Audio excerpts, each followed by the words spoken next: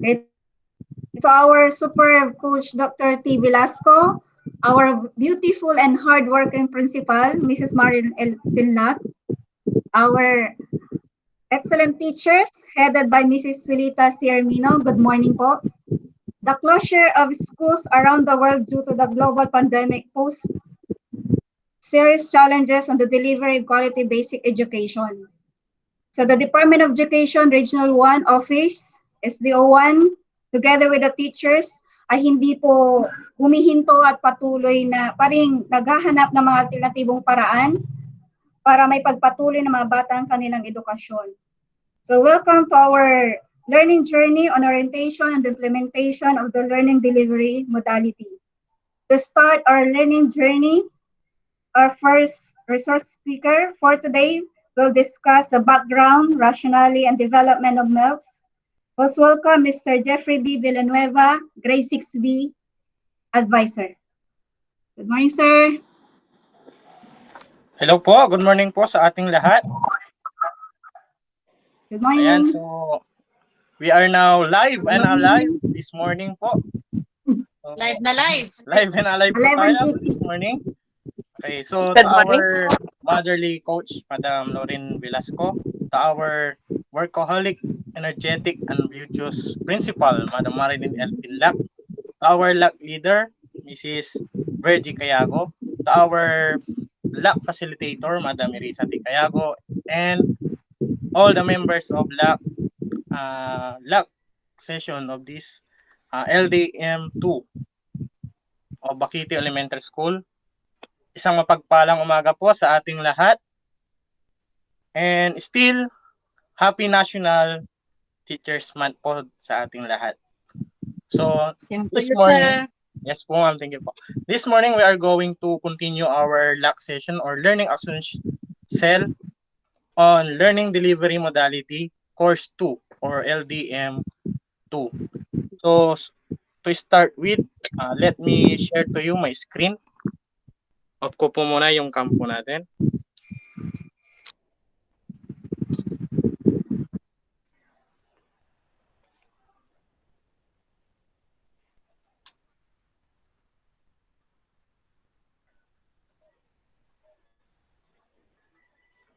Ayan, nakikita na po ba yung screen ko?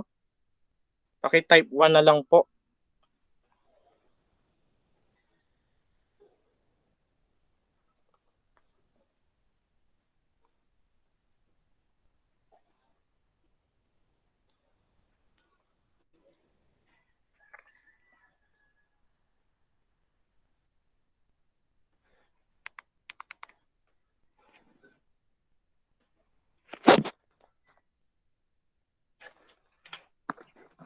Ayan, nakikita na po ba yung screen po natin?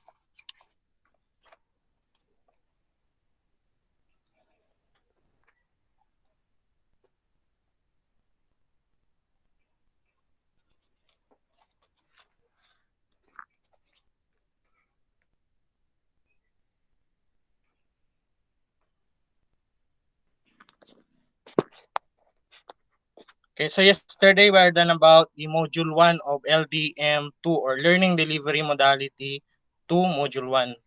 So now let's proceed to Module 2 entitled Most Essential Learning Competencies or MELCS, M-E-L-C-S. So this is Mr. Jeffrey Villanueva, your discussion for this topic. Ayan, so since we are advised to work from home po, so ingat po tayo lagi and God bless po. Lesson 1, Background, Rationale, and Development of MELCS. So we have here key topics or concepts.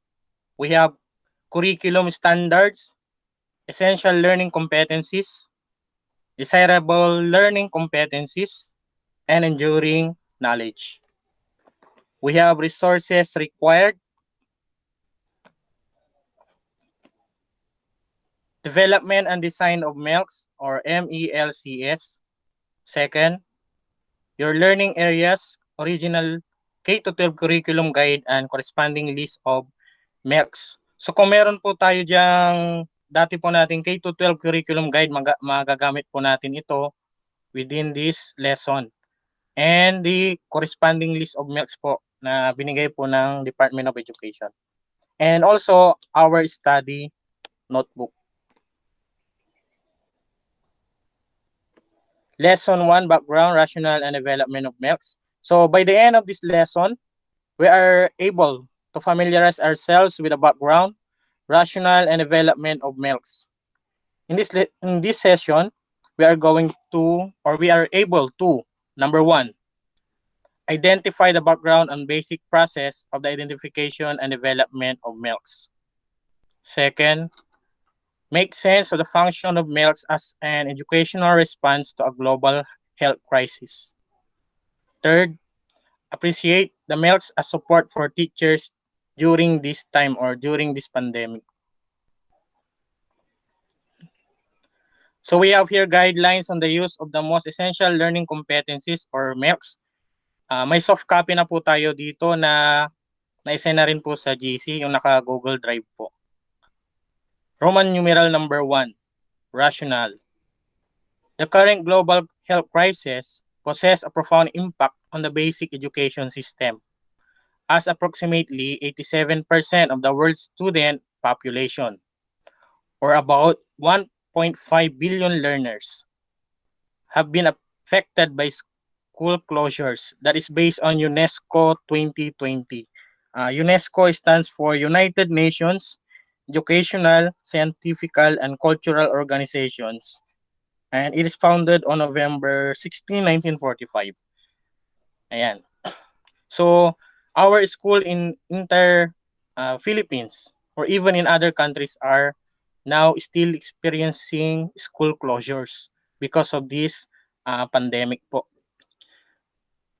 While interim distance and remote learning programs are being put in place many locations, the most marginalized, poverty-stricken, and vulnerable are our children or our learners, and they are expected to be put at a disadvantage. So naiiba nga po yung panahon po natin ngayon since we have this pandemic. So malayo na po tayo sa nakagista na pwede pa po yung face-to-face. So ngayon po, we have different learning delivery modalities na gagawin po upang mapagpatuloy pa rin po ang pag-aaral ng ating mga learners. Working on the said premise, the department hereby releases the most essential learning competencies or MELCs. It is or to be used nationwide by field implementers for school year 2020-2021 only. The department emphasizes that the review of the K-12 curriculum remains ongoing, and experience with MELCs for this school year will be used to inform and enrich the curriculum review. So dahil nga po sa nangyayari sa panahon po natin ngayon, meron pong paraan kung saan pwede pa pong may pagpatuloy ng ating mga learners ang kanilang pag-aaral. So the department released the most essential learning competencies or MELCs. Dahil po sa dinami-dami ng learning competencies po na dapat nating ibigay sa ating mga learners, at hindi po natin ito maibigay sa panahon ngayon, kinakailangan po na mag-release ang Department of Education ng MELCs o yung mga most essential learning competencies lamang po. The release of the MELCs is not just a response to addressing the challenges of the current pandemic, but it is also part of the department's long-term response to the call of SDG 4 develop resilient educational or education systems, and most especially during emergencies.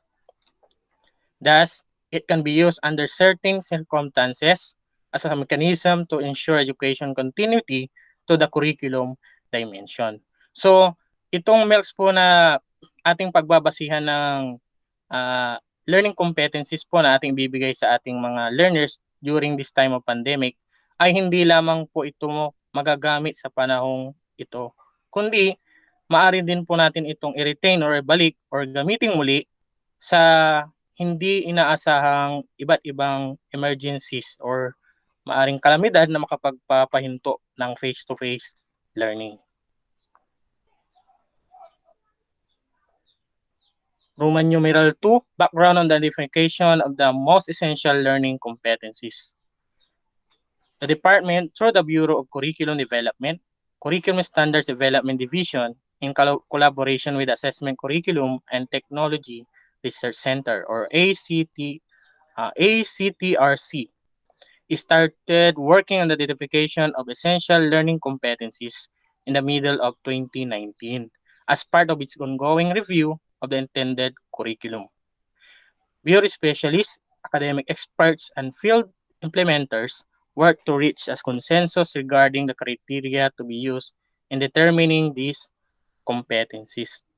So noong last year pa po or middle of 2019, inuumpisa na po ng Bureau of Curriculum Standard Development Division ang pagbuo or pagkukumpleto ng MELCS po.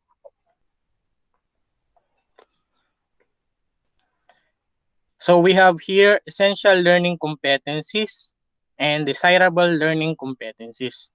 So ano po ba ang pinagkaiba ng essential learning competencies and the desirable learning competencies? So sabi ko nga po kanina, these terms or this information ay nakapaloob na po doon sa soft copy po natin o yung handouts na nasa GC na po yung naka Google Drive. Itong mga information din pong nandito ay maaari rin po nating magamit sa pagsasagot po ng ating mga module o yung mga activities po in different modules. So let me continue. Essential learning competencies, these are defined as what the students need, considered indispensable in the teaching learning process to build skills to equip learners for subsequent grade levels and subsequently for lifelong learning. On the other hand, desirable learning competencies were defined as what may enhance education but may not be necessary in building foundational skills. So kapag i-compare po natin itong dalawa, alin po kaya ang mas kinakailangan ng ating mga learners at hindi po mawawala sa ating learning competencies? Tama po, essential learning competencies po. So, yung desirable learning competencies po ay maaari pong hindi na po maipabilang or maibilang doon sa most essential learning competencies sapagkat ito po ay maaari rin pong magawa ng learners or students sa kanilang pamamaraan. So yung mga essential learning competencies, yan po yung kinakailangan po natin na ibigay sa kanila. Dahil kung wala po yan, hindi po sila makaka-proceed to other grade levels. A list of characteristics of essential learning competencies was provided to help reviewers decide which among the learning competencies are deemed most important.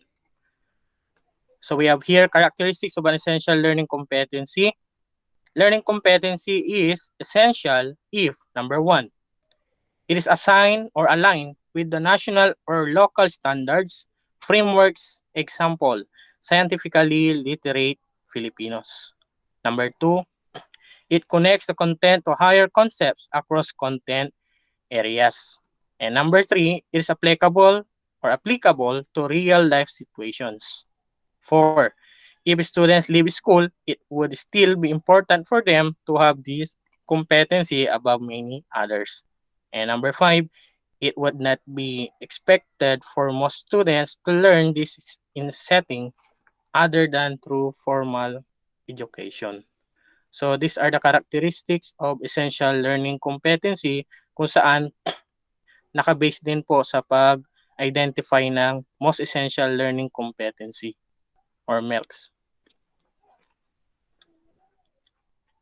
With the challenges on the learning delivery posed by COVID-19, the Bureau of Curriculum Development accelerated the identification of the essential learning competencies and streamlined this further into the most essential learning competencies or MELCs. In determining the criteria for the selection of the most essential learning competencies, the descriptor endurance was considered to be the primary determining factor. A learning competency is considered enduring if it remains with learners long after a test or unit of study is completed, or if it is useful beyond a single test or unit of study. Examples. Such learning competencies include research skills, reading comprehension, writing, map reading, and hypothesis testing, which are essential in the many professions and Everyday Life. So that is based on Reeves of 2002, Maney and Horrell of 2014.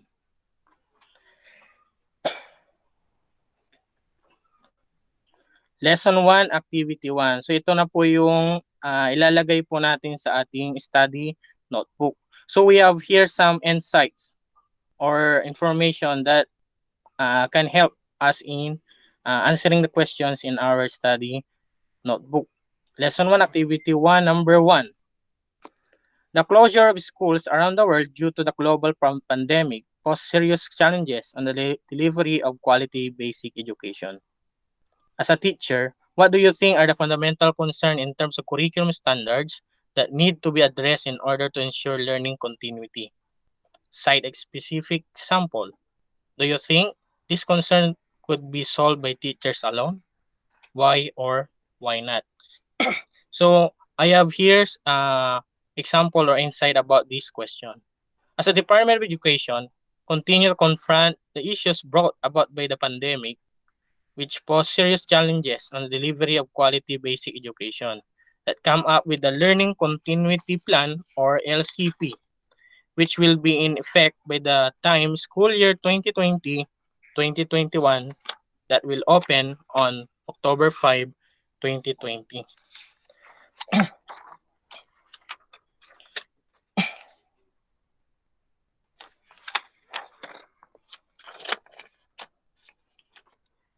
Number 2, even prior to the spread of COVID-19 that eventually led to the closure of schools nationwide, the congested curriculum has been a perennial problem of teachers that is based on Andaya of 2018. This is perceived to be one of the hindering factors on the poor performance of Filipino learners. Do you agree with this observation? Why or why not?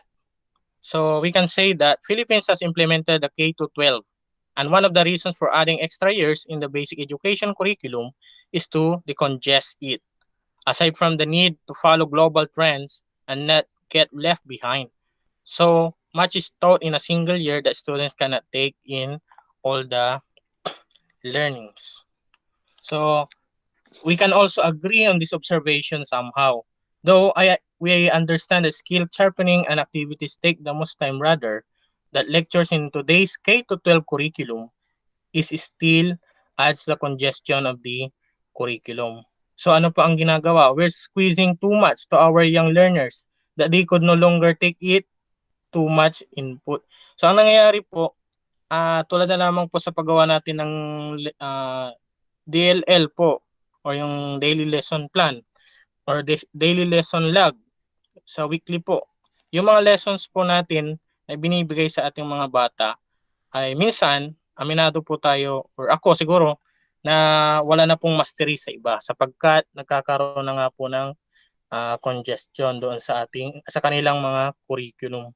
So they could not take it too much because they need space to breathe, reflect, and ponder on what we have been teaching them. Too much input is no good or bad. Next. Lesson 1, Activity 2. Familiarize ourselves with the course reading on the development and design of the MELCs. After going through the document, provide a brief and concise response to the following guide question. Write your answers in our study notebook. Number 1. What are the general and specific purposes of the development of MELCs? So the most essential learning competencies or MELCs is part of the Department of Education response to develop resilient education systems, especially during emergencies, and will enable DepEd to focus instruction in the most essential and indispensable competencies.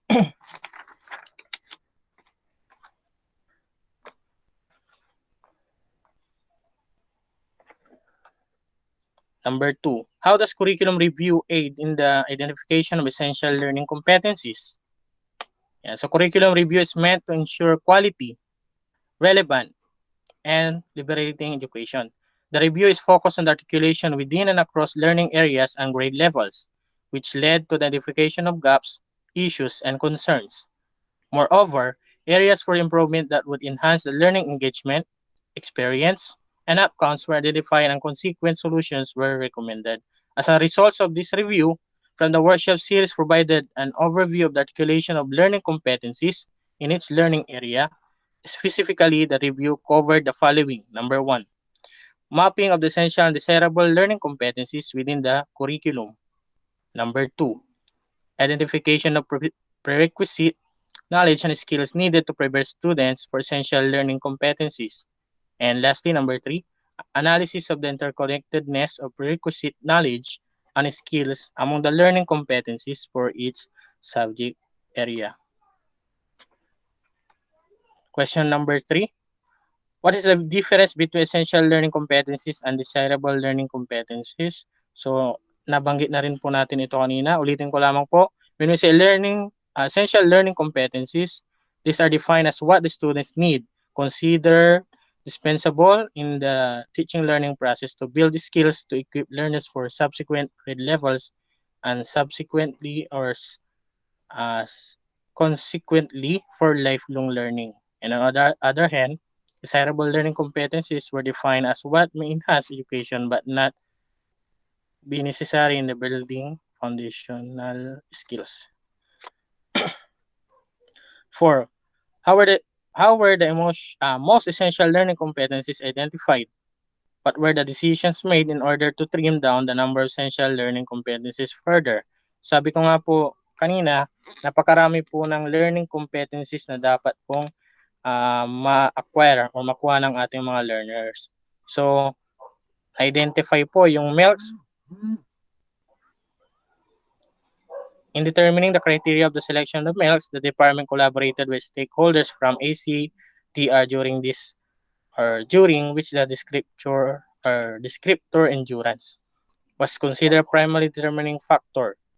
A learning competency is considered enduring if it remains with learners long after a test or unit of study is completed or is useful beyond a single test or unit of study. So nabanggit na rin po ito kanina. 5. What is the importance of the MELCs in ensuring the delivery of quality education or instruction? The MELCs is advantageous for students to learn the concepts and skills in MELCs through meaningful activities and scenarios relatable to them and within the context of students' own environment. The MELCs are implementable as long as the design activities also teach the procedures and process on how and when to apply those knowledge and skills in a given context. With this, Filipino learners are guaranteed relevant and quality basic education despite the current health crisis. Lesson 1, Activity 3. So last na po ito. Prepare a copy of your learning areas original K-12 curriculum guide and corresponding list of MELCs. So kung meron po kayo dyang sample ng K-12 curriculum guide, magagamit po natin ito sa pagsagot ng Activity 3, itong Lesson 1. So I have here example. Ayan, sa math po ito. 3 columns. We have merge, clustered, retain, drop, K-12 learning competencies, and MELCs. So example po, sa K-12 learning competencies, which is merged or clustered, the learner adds and subtracts simple fraction and mixed numbers without or with regrouping, solves routine and non-routine problems involving addition and or subtraction of fractions using appropriate problem-solving strategies and tools and create problems with reasonable answers involving addition or subtraction of fraction. So that is under K-12 learning competencies po. Sa MELCs naman po, or under the MELCs, the learner adds and subtracts simple fraction and mixed numbers without or with regrouping and solves routine and non-routine problems involving addition and or subtraction of fractions using appropriate problem solving strategies and tools. Yan, so kung mapapansin po natin, itong learning competency po na under K-12 ay anong nangyari po? Okay, it is merged or clustered into napunta po dito sa mas napasimple na po at mas napaunti. Pinagsama na po yung mga needed learning competency within this objective. Next, under retain naman po sa K-12 learning competencies, ito po yung ibinalik or hindi po dinagdagan, hindi po pinagsama, hindi rin po inalis, kundi ibinalik po. Ito, the learner adds and subtract, blah, blah, blah, blah. Ayan. Then, sa under ng drop naman po sa K-12 learning competencies, ito po yung inalis. The learner creates problem with reasonable answers involving addition and or subtraction of fraction. Ayan. Meron din po dito, science, learning area, grade 3 science. Pwede rin po ito sa intermediate. Ayan. K-12 learning competencies. Ayan. Meron po dyan yung merge. Then sa MERX din po. Then reason. Example natin po yung isa po. Letter A. Describe sources of light and sound, heat and electricity. Letter B. Enumerate uses of light, sound, heat, and electricity. Under MERX naman po, alin po dyan yung, ayan, pinagsama na po. Describe the different uses of light, sound, heat, and electricity in everyday life. Okay, reason. The intervention of the two learning competencies, or LC, is to lead the learners to identify and describe the various uses of light, sound, heat, and electricity. Okay, under naman po ng drop, kung makikita nyo po yung naka-highlighted. So that is highlighted learning competency had already been introduced partly in earlier grades. So furthermore, it is also subsum in the succeeding LC which lead the students to classify solids, liquids, and gases. So yung inalis po dyan yung naka-highlighted. Then yan. Next, retain. Describe the changes in the weather over a period of time. Under ng MERX naman po, describe the changes in the weather over a period of time. Ayan, so na-retain po. Ano po yung reason why it is retained? This learning competency is very important. So, it is both observable and enduring. So, the learning competency is also foundation for further lessons on weather and climate. So, yan po yung reason why this learning competency is need to be retained. And that's it for this lesson or topic. Thank you for watching po.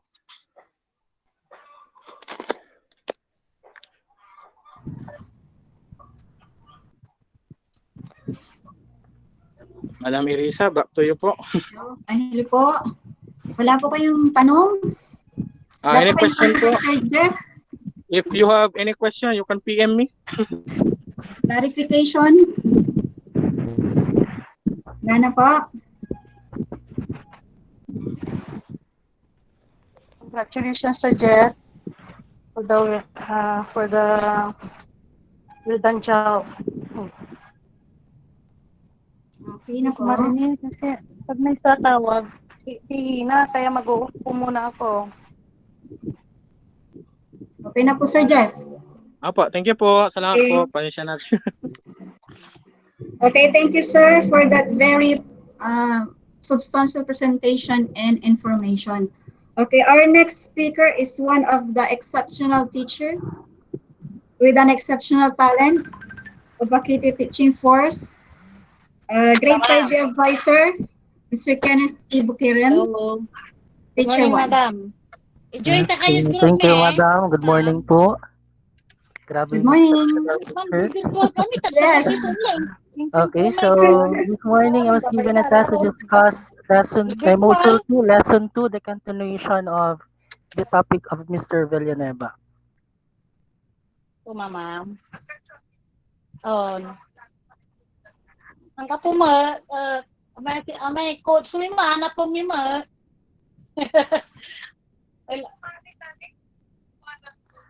Talanti pa Okay, katulog so okay na po ba yung screen ko? Kuwarantinda kayo. Sikila ba? Magpati si kami. Ay, sikila ba? Okay. Nani? Si pakatalos ni. All personnel ng teaching ng teaching. We have lesson 2, unpacking and combining MELCs into learning objectives. Yes. Okay, so in this session, you will familiarize yourself with unpacking and combining most essential learning competencies kakaiba mo si madam. into learning objectives. So by the end of this lesson, you will be able to Ang pipili ko niya mata man kinkima man. first one, you're going to understand the vital considerations in unpacking and combining most essential learning competencies. Second one, you are going to unpack and combine sample most essential learning competencies and affirm that unpacking and combining most essential learning competencies provide curricular flexibilities to field implementers. So the identification of the most essential learning competencies intends to provide instructional space among field partners or implementers to deliver quality instruction amidst the limited learning modalities and shortening of the school year.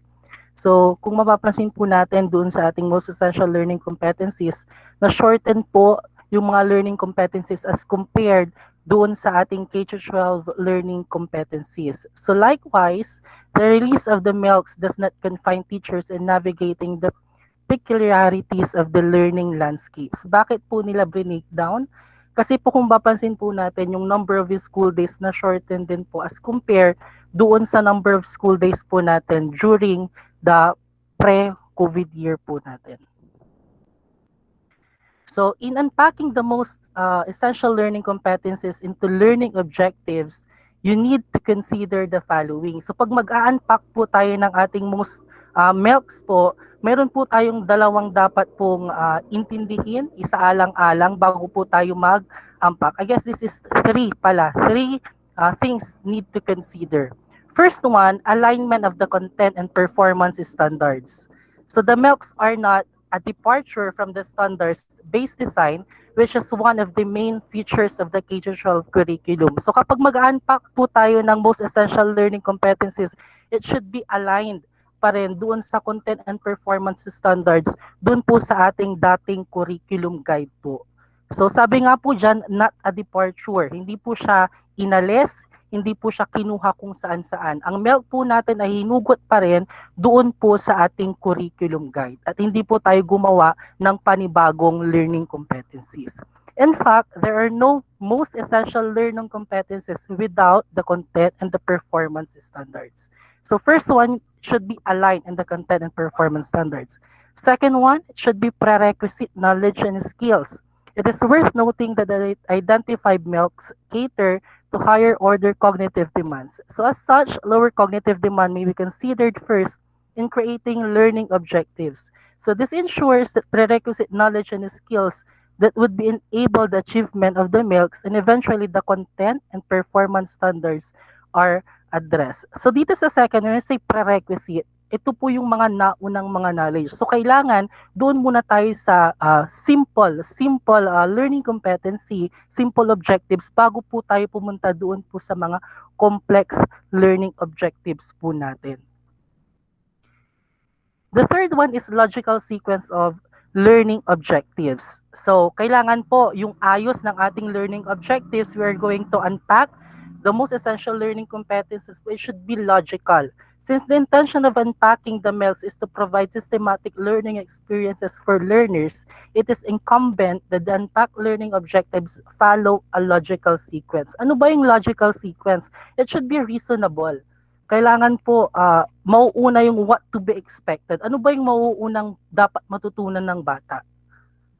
Ito ba ay, for example, this one, unpacking the most essential learning competencies. We have here an example.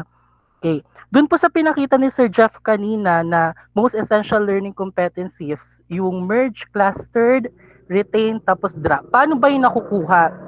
Paano ba natin makukuha yung MELCs po doon? Bakit may merge, bakit may retain, bakit may drop? Kasi po, pinag-compare po natin yung dalawang curriculum guide, yung curriculum guide before at yung most essential learning competencies. Ano po ba yung mga pinagsama? Ano po ba yung mga nirephrase doon sa learning competencies, doon sa curriculum guide natin before? Okay, ano po ba yung mga ni-retain, yung iniwan? Kasi okay na po yun. Kasi pag sinabi nating merge po, ito yung dalawang objectives po na same naman po yung learning objectives niya, kaya pinagsama na lang sila sa iisa. Yung ni-retain po, okay na po yung iisa po. Tapos yung drinap, ito na po yung mga hindi na po isinama kasi hindi naman na po siya ganun kailangan for those topics. So for example, we have this retained learning competency. This is for Araling Panlipunan for quarter 1. So natatalakay ang konsepto ng bansa. So that is the learning competency doon sa ating most essential learning competencies na kinuha doon sa ating curriculum guide. So pag i-unpack po natin yan, i-breakdown po natin yan into learning objectives, narito na po yung mga objectives natin. Sample learning objectives, sabi nga kanina, it should be aligned on the content and performance standards. As you can see, doon sa learning objectives natin, align na rin po siya doon sa ating curriculum guide. It should be prerequisite. So, ito po yung mga dapat po na unang matutunan ng mga bata bago sila pumunta doon sa mas complex pa na objectives. The third one should be logical. Tignan natin kung logical ba yung mga learning objectives. So, nandiyan po na ibibigay ang kahulugan. So, first, you're going to give muna. Ano ba yung ibig sabihin muna ng bansa? So, define muna natin. Next one, naiisa ang mga katangian ng bansa.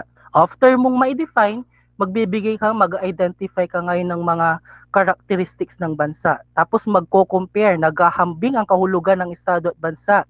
Then you're going to give example and makakabuo ka na ngayon ng sariling kahulugan. So as you can see, the learning objectives in this example are arranged in logical sequence. So aside from this example, we have this one, unpacking the milks. Okay, sa rephrase naman po, na ilalarawan ng pagkakakilanlang geographical ng Pilipinas.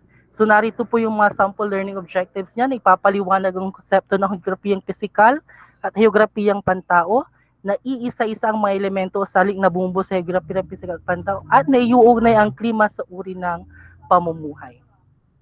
Okay, another example of retained learning competency.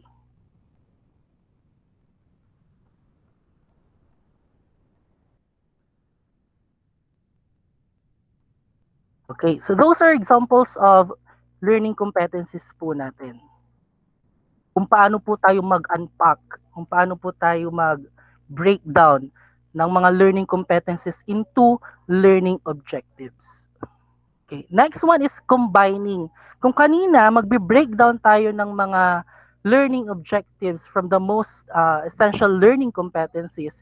This one naman, we are going to combine the milks. So the milks could likewise be combined to observe efficiency in the development of learning resources, which include but are not limited to SLMS, textbooks, teacher's guide, activity sheets, televisions, and radio scripts.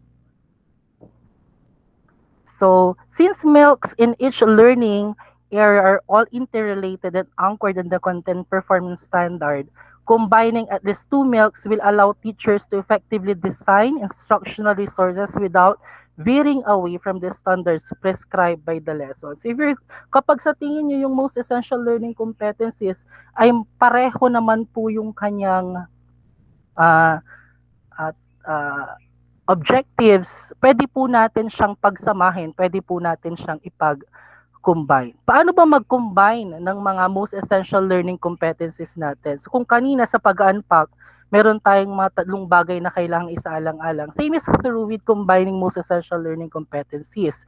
So in combining most essential learning competencies, field implementers should take note of the following criteria. First, commonality of content, topic, or theme.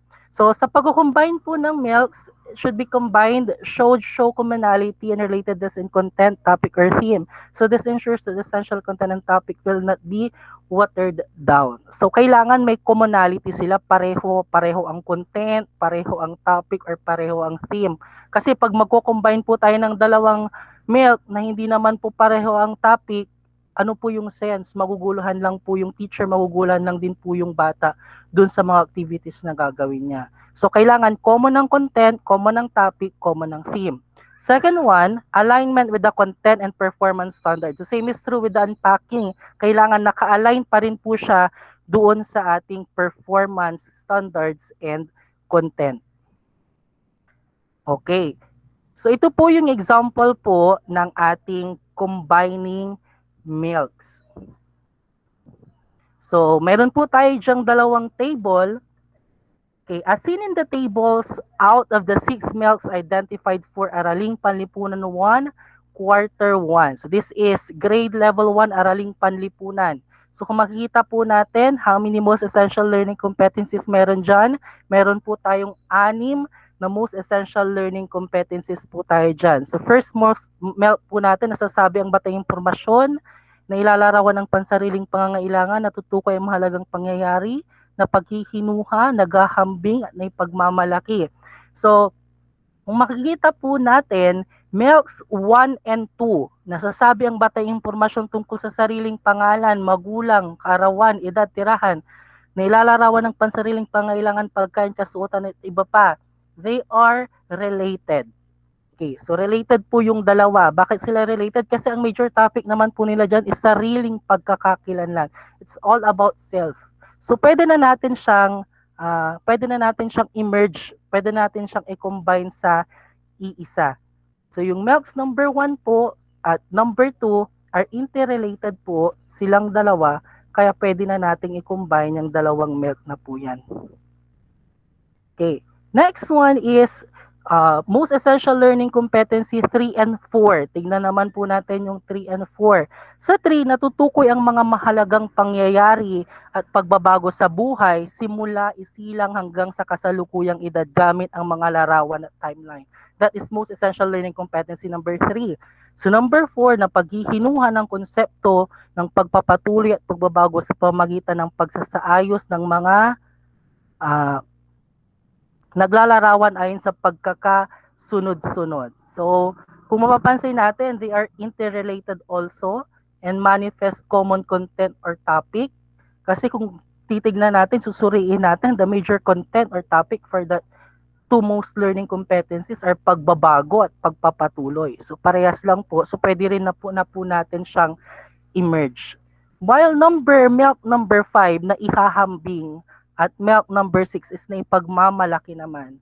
I guess yung topic nitong dalawa, kung titignan po natin sa most essential learning competency, hindi na po sila magkapareho ng topic, hindi na po sila magkapareho ng content, ng tema. So, hindi na po natin siya ipag-combine. So, based on the 6 most essential learning competencies we have there, pwede natin i-combine ang most essential learning competency 1 and 2, tapos combine din natin ang 3 and 4. So basta tandaan lang po, in combining your most essential learning competencies that should be common to each other, yung content, topic, or theme, naka-align sa content and performance standards po. Okay. So yun po yung sa lesson 2, module 2 po natin, the unpacking and combining of the most essential learning competencies. So after po natin ma-discuss yung lesson 2, we have some activities to answer. So like po dun sa nauna sa module 2 lesson 1 at sa mga nakarang module po natin. So first one, you are going to answer what is the importance of unpacking and combining the most essential learning competencies. Bakit ba kailangan pa nating mag-unpack? Bakit kailangan pa nating mag-combine ng mga most essential learning competencies na yan? And what considerations must be taken in unpacking and combining the milks?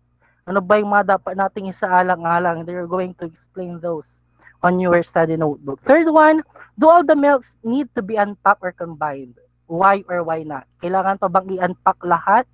Kailangan pa bang i-combine lahat ng milks? Yes or no, and why?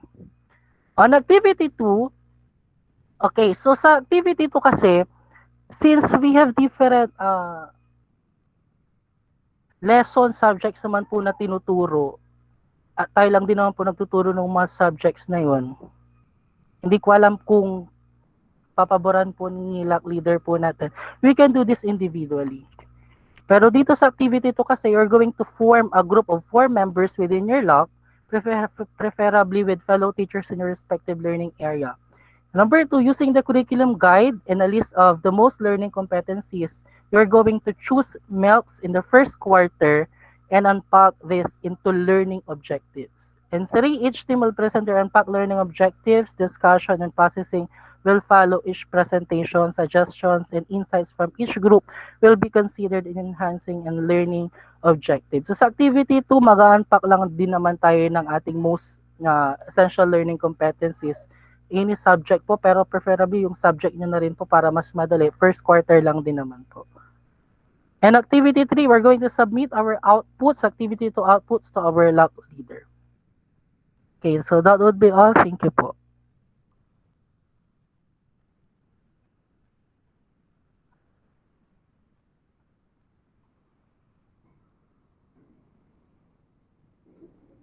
Wala po kayong tanong? Good morning ulit. Meron po ba kayong tanong sa diniscuss ni Sir? Hello?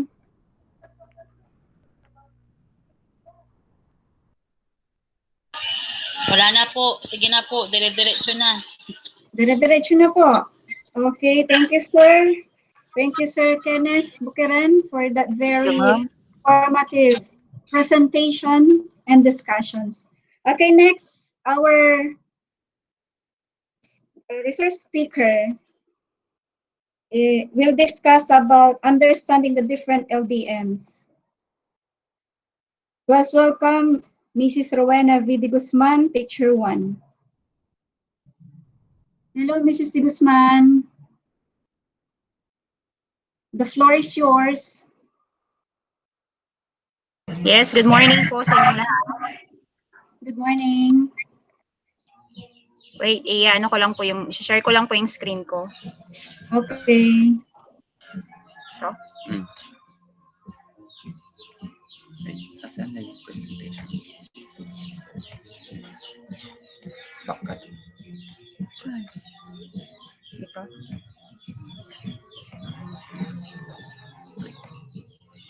Ayun. Nakikita na po ba yung screen ko?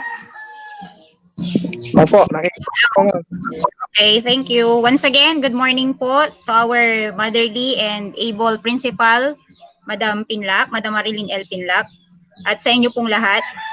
So, my task is to discuss the Module 3A Lesson 1, which is understanding the different LDMs.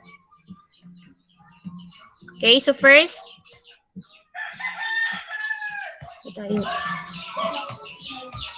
wait.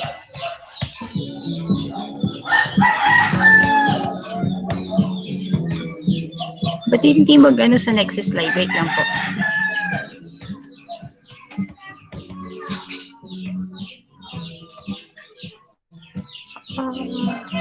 Wait lang.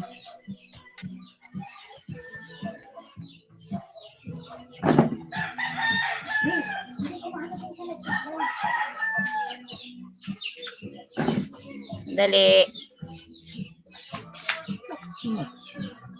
Ito na yun.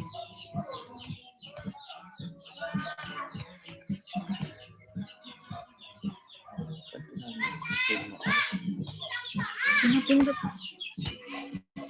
Doon sa PowerPoint.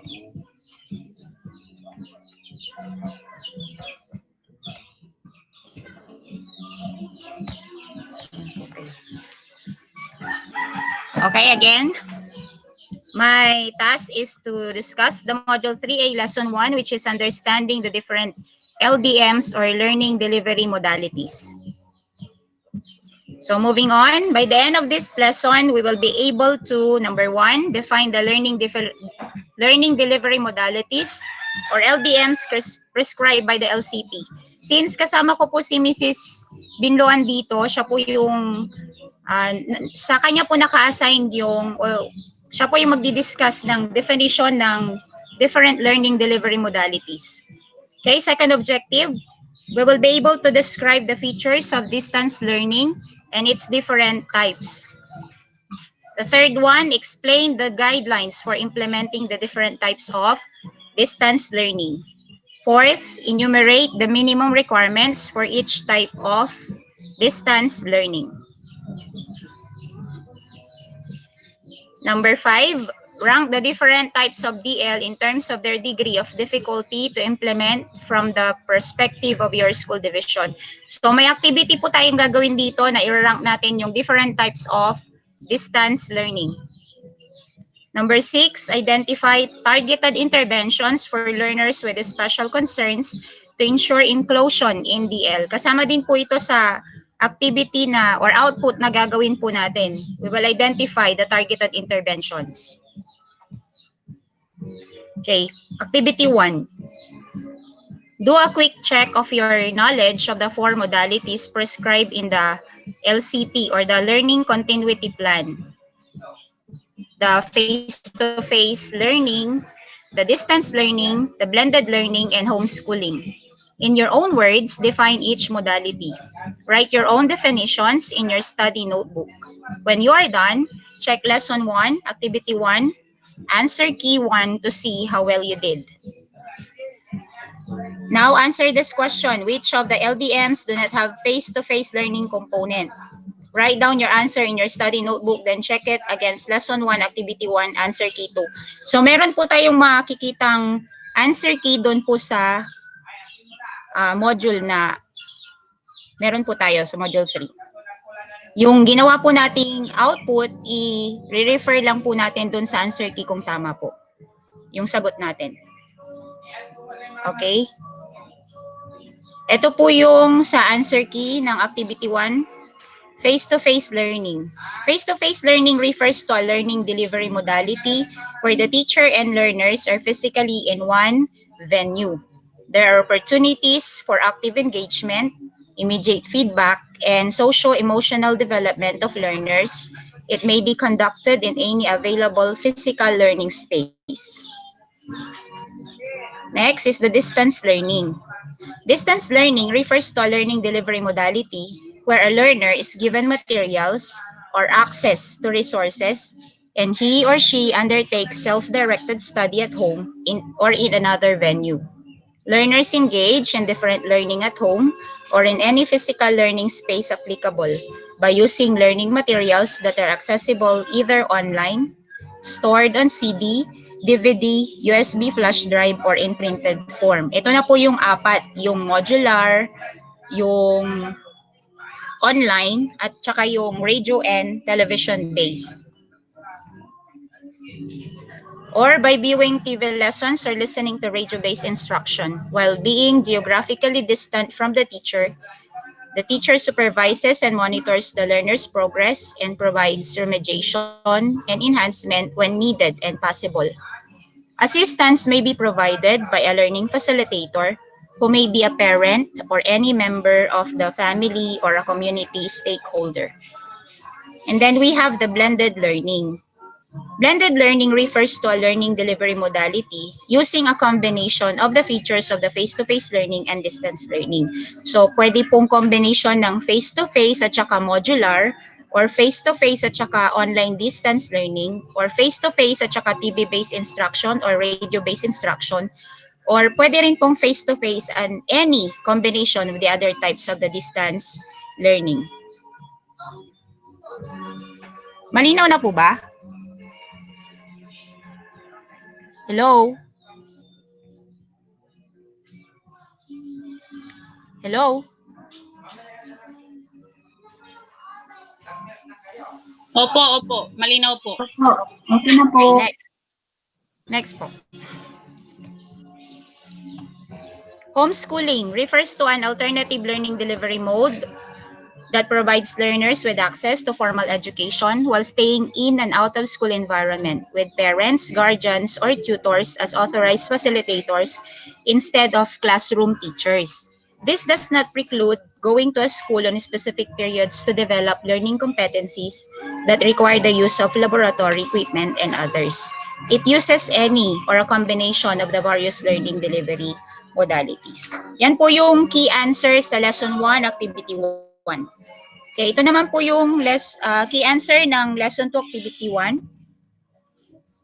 Yung may tanong po kasi doon na which of the LDMs do not have face-to-face learning component?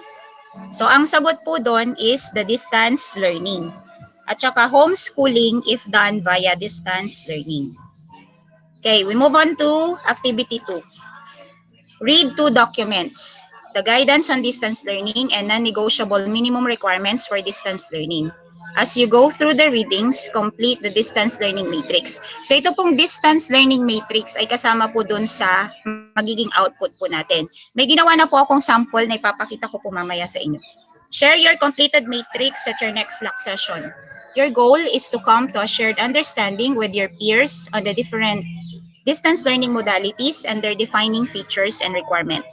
Note that when a vaccine is already available and face-to-face will be allowed by the interagency task force and by the local government unit concerned, any of the distance learning modalities may be combined with face-to-face learning to come up with a blended learning and learn more about blended learning in the supplementary handout and blended learning delivery modalities.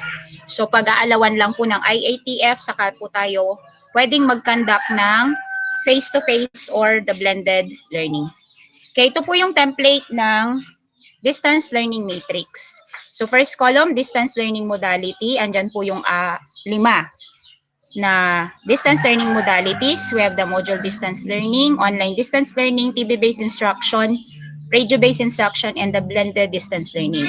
On the second column, we're going to distinguish the feature of each distance learning modality. Ano ba yung unique characteristic o unique feature ng bawat distance learning modality na naiiba po doon sa ibang DL. And then on the third column are the essential resources. Ano yung mga resources na kailangan sa mga distance learning modality na yan. On the first column is the role of teacher, yung role natin sa bawat modality. And then the fifth column is the role of parent or household member. And the last column is the role of school. So yung mga yan po ay, yung mga isasagot po natin dyan, ay pwede po nating makita pag nabasa na po natin yung sa supplementary handout at saka yung sa yung sa non-negotiable minimum requirements saka yung sa guidance on distance learning. Tignan ko, share ko po sa inyo yung sample na nagawa ko. Nakikita po ba?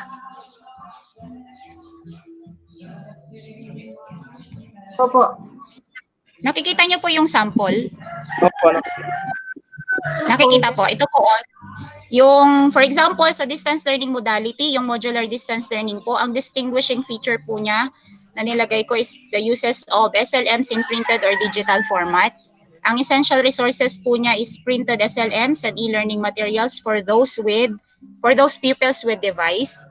Ang role po natin as a teacher is to provide learners with printed SLM for those without devices at home and SLMs in digital forms such as e-copy, and PDF is stored on a CD, DVD, USB flash drive, and pen drive for those with gadgets at home.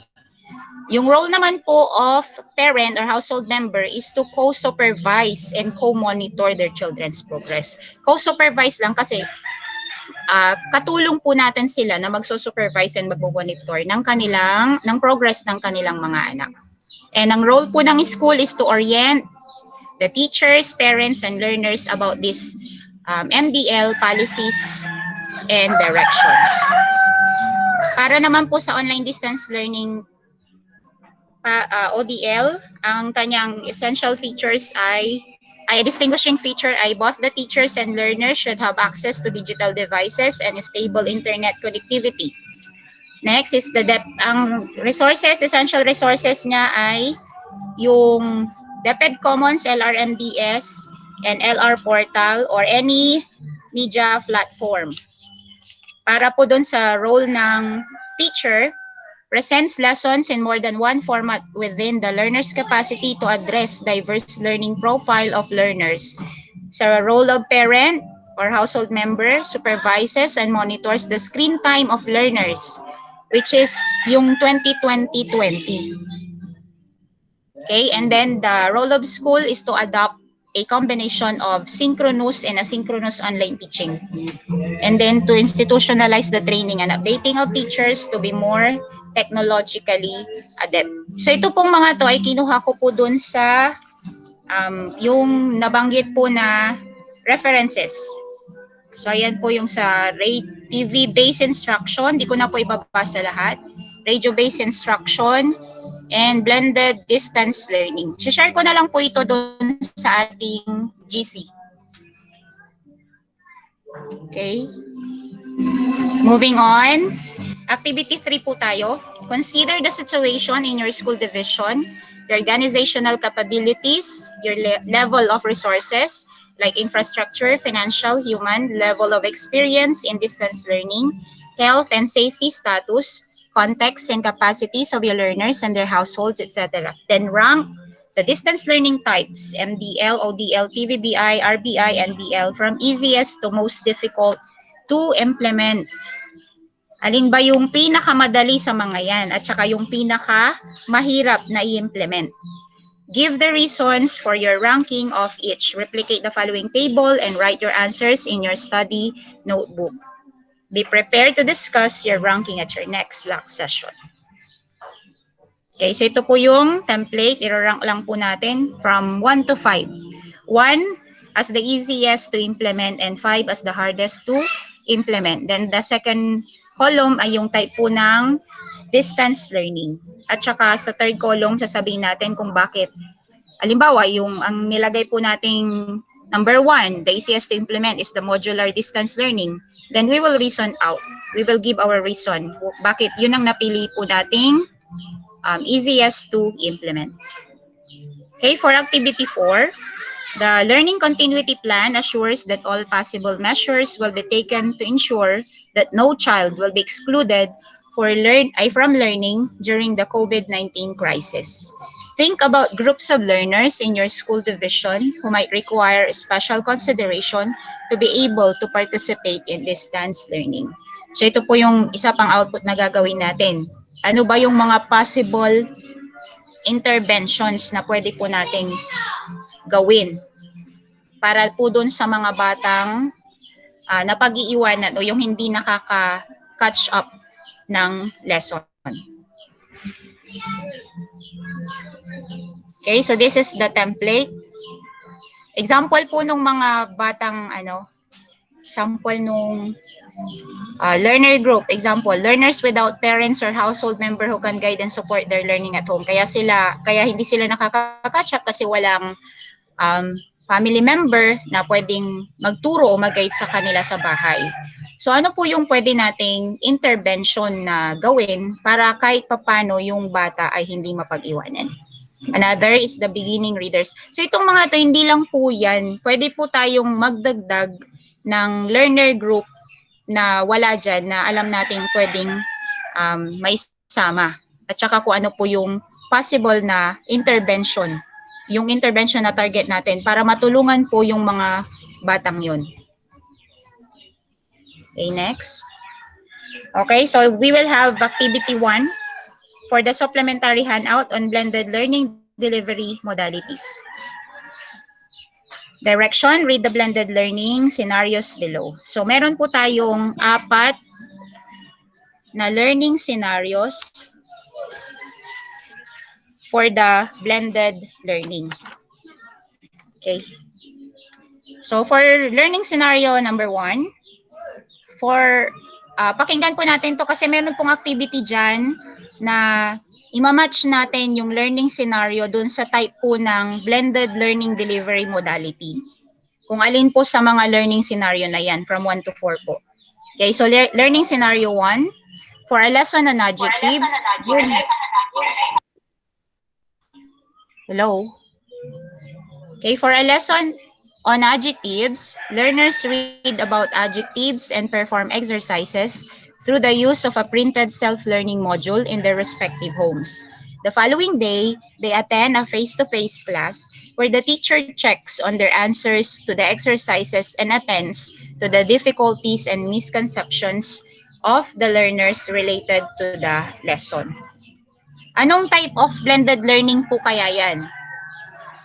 Ano po sa palagay nyo? Blended face-to-face and MDL, or blended face-to-face and ODL, or blended face-to-face and TB RBI?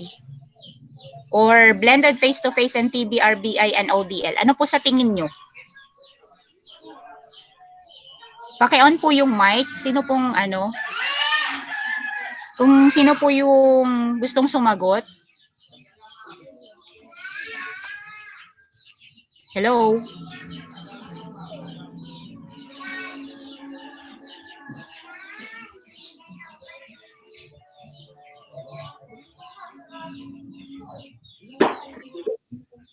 Ano po sa Blended on type of ano B? po? Yes, Sir Blended Jeff? online, blended online po, then printed. Okay. Sino pa po ang may ano, ibang... Thank you, Sir Jeff. For Yes, this learning scenario po, meron pong ibang may sagot. For learning scenario 1 po, ano po sa tingin nyo yung type ng blended learning? Kasi po pag sinabi nating blended learning, combination po ng face-to-face and any of the distance learning modalities po. Okay, kung wala na pong sasagot, for learning scenario number 1 po, this is a combination po of blended face-to-face and modular delivery ay modular distance learning. Kasi po andyan po yung, naka-indicate po dyan yung printed self-learning module in their respective homes. Use of a printed self-learning module in their respective homes. Kaya po, modular distance learning po and face-to-face po iyan. Okay, next. For the learning scenario 2, the teacher discusses key concepts and forces and motion during the face-to-face class. The learners are then given 2 activity sheets to take home. Activity sheet 1 requires each learner to watch the TV episode on forces and motion that will be broadcasted via KPP network at 8 p.m. and then answer the guide questions provided. The next day, the learners remain in their respective homes and accomplish activity sheet 2. Activity sheet 2 instructs them to perform an experiment related to forces and motion using the University of Colorado's PET interactive simulation site. Then, they then share and compare the results they gathered from the activity with their group mates via Facebook Messenger and discuss answers to the activity questions. Okay, for this, ay may kadugtong pa po pala. The learners submit their accomplished activity sheets to the teacher at the following face-to-face session, where all the home-based activities will also be discussed. Okay, so balikan po natin ang learning scenario 2. Ano po sa tingin nyo yung type of blended learning? Para po sa scenario 2. Any answer po? Ano po yung combination ng face-to-face po doon sa learning scenario 2? Nakalagay na po dyan yung ano, may clue na po kayo dyan. Hello? Face-to-face and online. Face-to-face and online distance learning. Yes, check sir. Pero may isa pa pong ano sir, distance learning nakasama. Nakalagay po dyan sa learning scenario to sir. Face-to-face, online, then modular. Yung hindi po sir, yung sa TV and radio. Bali, tatlo pong ano po yan, sir. Tatlo pong modality. Thank you again, Sir Jeff. You are a very active participant. Okay, para po sa learning scenario 2, we have the blended face-to-face and TV and radio-based instruction at saka online distance learning. Okay, moving on to learning scenario 3. For a lesson on a Filipino-American War in Araling Panlipunan class, the learners watch the movie Goyo, ang Batang General in their face-to-face session. For the next 2 meetings, the learners do home-based activity, where they are asked to write a 3-paragraph review about the movie they watch in class and to post their movie reviews on their Google Classroom's discussion forum. They also comment on the movie reviews posted by their classmates. Okay, naintindihan po ba yung learning scenario 3? Ano pong type of blended learning ang learning scenario 3? Aside po sa face-to-face, ano pong kasama ng face-to-face po para dito sa learning scenario 3? Nandyan po yung tinatawag, nabanggit po dyan yung Google Classroom's discussion forum. So what do you think is the other distance learning na kasama po ng face-to-face? Anyone po? Hello? Sino po gustong sumagot? May isa pa po tayong learning scenario. Ano pong kasama ng face-to-face po para sa learning scenario 3? Ano pong modality, learning modality o distance learning? Online.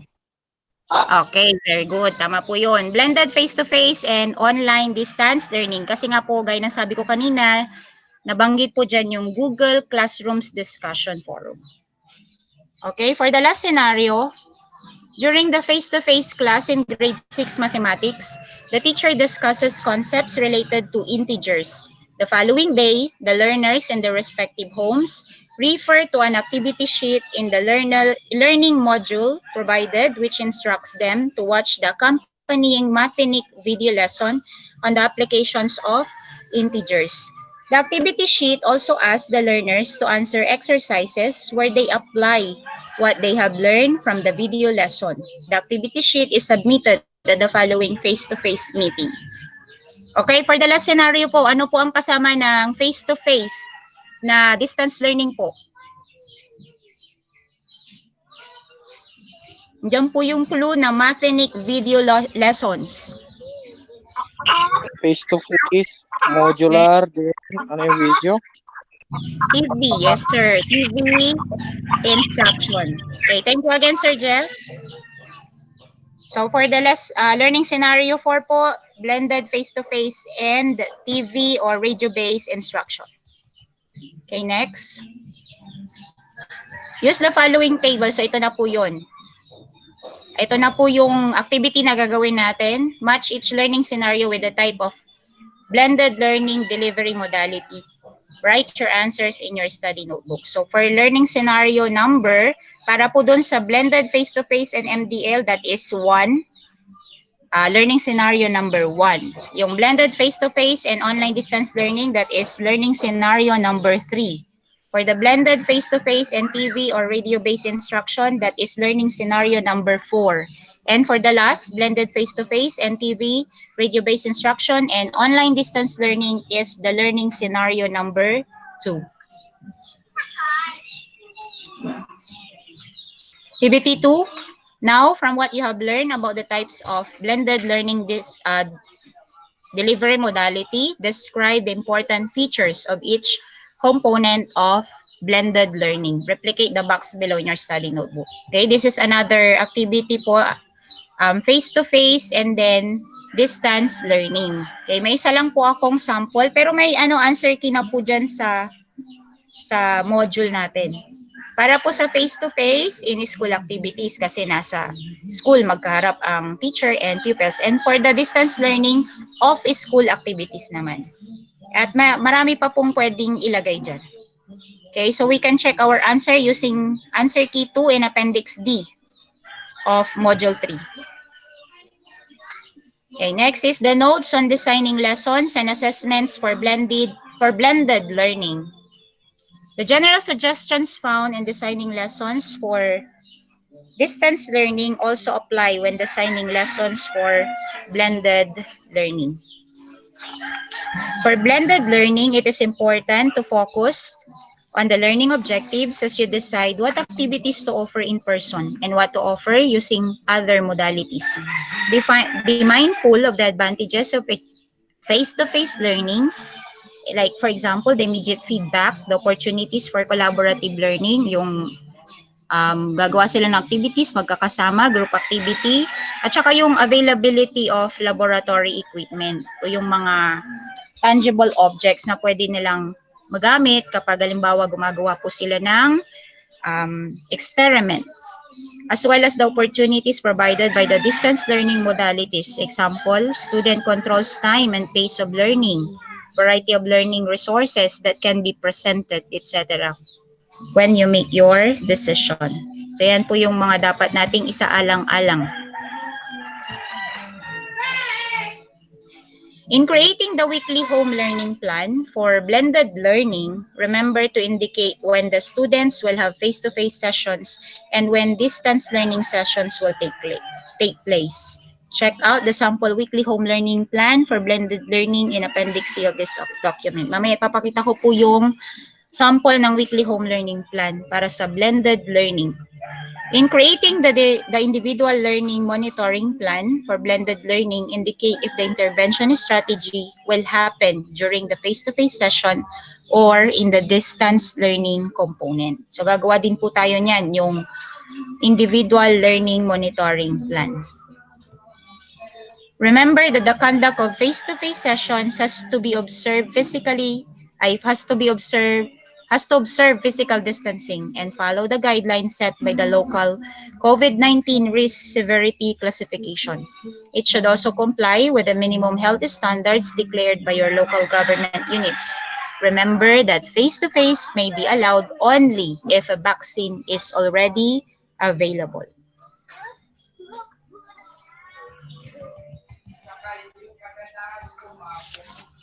Okay, punta na po tayo dun sa Appendix A, Activity 1. Ito po yung mga sample ng type of blended learning delivery modality. Okay, for Figure 1, we have the blended face-to-face and modular distance learning. Okay, ito po yung sa face-to-face and then yung modular distance learning kung saan gagamit po ng SLMs. The first learning scenario uses blended face-to-face and MDL modality. This type of blended learning combines face-to-face learning with office school activities for the learners that are guided by a self-learning module. The self-learning module has learning exercises which the learner can do at home, guided by a learning facilitator. Pwedeng yung magulang or any members of the family.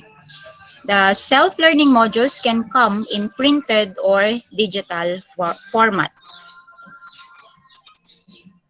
The face-to-face and MDL blend is recommended for learners who do not have digital devices at home. So ito pong Figure 1, which is the blended face-to-face and MDL, ay recommended lang po sa mga mag-aaral na walang digital devices, gaya ng computer, laptop, or smartphone. It is also recommended for those who have digital devices at home but do not have access to the internet. The learners may be given a self-learning module in digital format, while in the former, yung may be provided with printed self-learning modules. Okay, next. Para naman po dito sa blended face-to-face and online distance learning. The face-to-face session with learning scenario 3 is an example of a blended face-to-face and ODL modality. The face-to-face session with the learners is spent watching a movie, which learners will review, while the off-school activities through ODL make use of a learning management system like Google Classroom.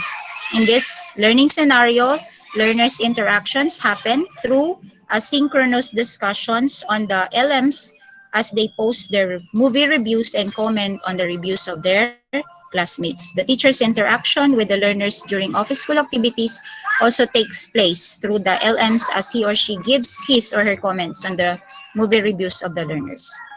Okay, next.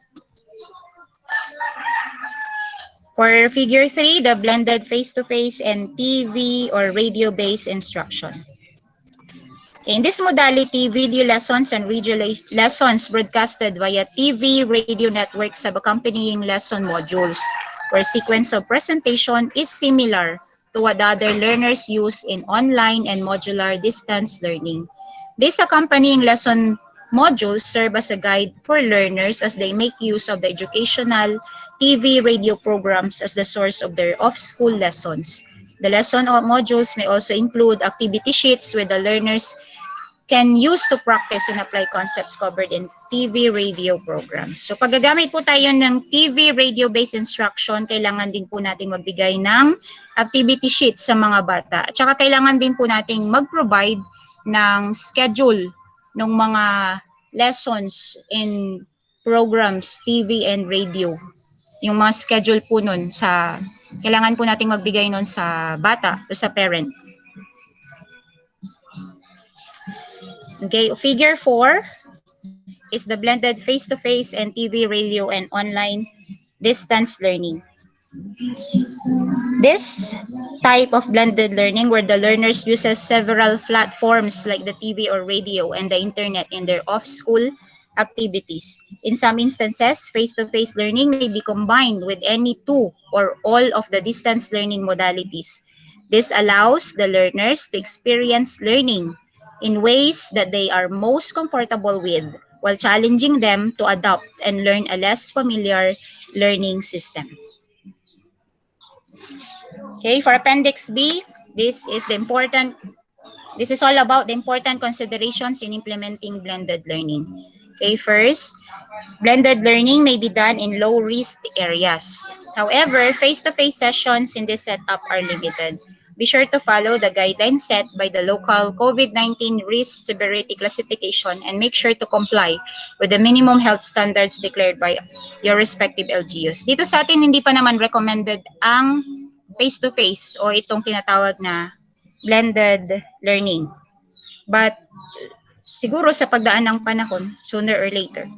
Okay, next, the roles of the advisor and the learning area teacher are the same as the roles in the school-based face-to-face modality. In this setup, learners who are enrolled in the school are organized into sections by grade with the advisor. Just like in the other learning delivery modalities, lessons delivered using blended learning should be based on the MELCs. In blended learning, a learning facilitator is also referred to as the household partner, who can be a parent, guardian, sibling, or other community members, considered a responsible adult capable of guiding and supporting the learner's learning process at home. School shall determine the number of days that the learners must be on face-to-face learning. Hindi yung the whole week face-to-face. So may araw lang kung ang school lang magde-determine noon, magde-decide kung ilang araw ikakandak yung face-to-face at ilang araw ikakandak yung distance learning. They shall be guided by the number of subclasses organized. For example, if there are 2 subclasses, the first subclass may be in school on Mondays and Tuesdays, while the second subclass are off school using MDL. The subclasses may shift modes on Wednesdays and Thursdays. Fridays and Saturdays shall be devoted to the accomplishment of assigned tasks. Yun po Fridays and Saturdays is devoted to the accomplishment of assigned tasks. Remember that the frequency of face-to-face and online interactions with the teacher vary depending on the profile of the student, such as age and literacy level, learning area, home environment, and profile of the learning facilitator. Office school activities in the SLMs may be about the same topics as those covered in the face-to-face, or different like in the modified in-school off-school approach, or the MISOSA. In MISOSA, the class is divided into 2 groups. From Monday to Thursday, one group starts within school activities, making use of a textbook and handled by the learning area teacher, while the other group starts with the office school activities in the self-instructional materials, SIMS, and guided by the teacher facilitator, both groups classes. Remember that the delivery of content as well as learners' engagement in the distance learning component of blended learning may be done through the use of print media, digital media, AV radio, and the internet. Pedagogically valuable blends entail spending face-to-face sessions and off-school activities with students on active learning instead of the usual lecture or direct instruction. Appendix C. This is more about blended learning. Blended learning is a learning delivery modality that combines face-to-face with distance learning. It gives learners the benefits of face-to-face learning while providing them with the distance learning feature of an individually tailored learning experience through the provision of some control over time, place, pace, and or learning path. The distance learning component of blended learning may be done in the respective homes of the learners or in a community learning space. A community learning space may be in small clusters or whole subclass, depending on the availability of learning facilitators who are tasked to guide and support the learners in their office school activities in the distance learning component. Okay, it has proven that blended face-to-face sessions with technology-based resources improve student achievement and satisfaction. That is according to Williams, Bland, and Christie. In recent years, the use of internet technology in the distance learning component of blended learning has shown great potential in enhancing the educational experience of learners.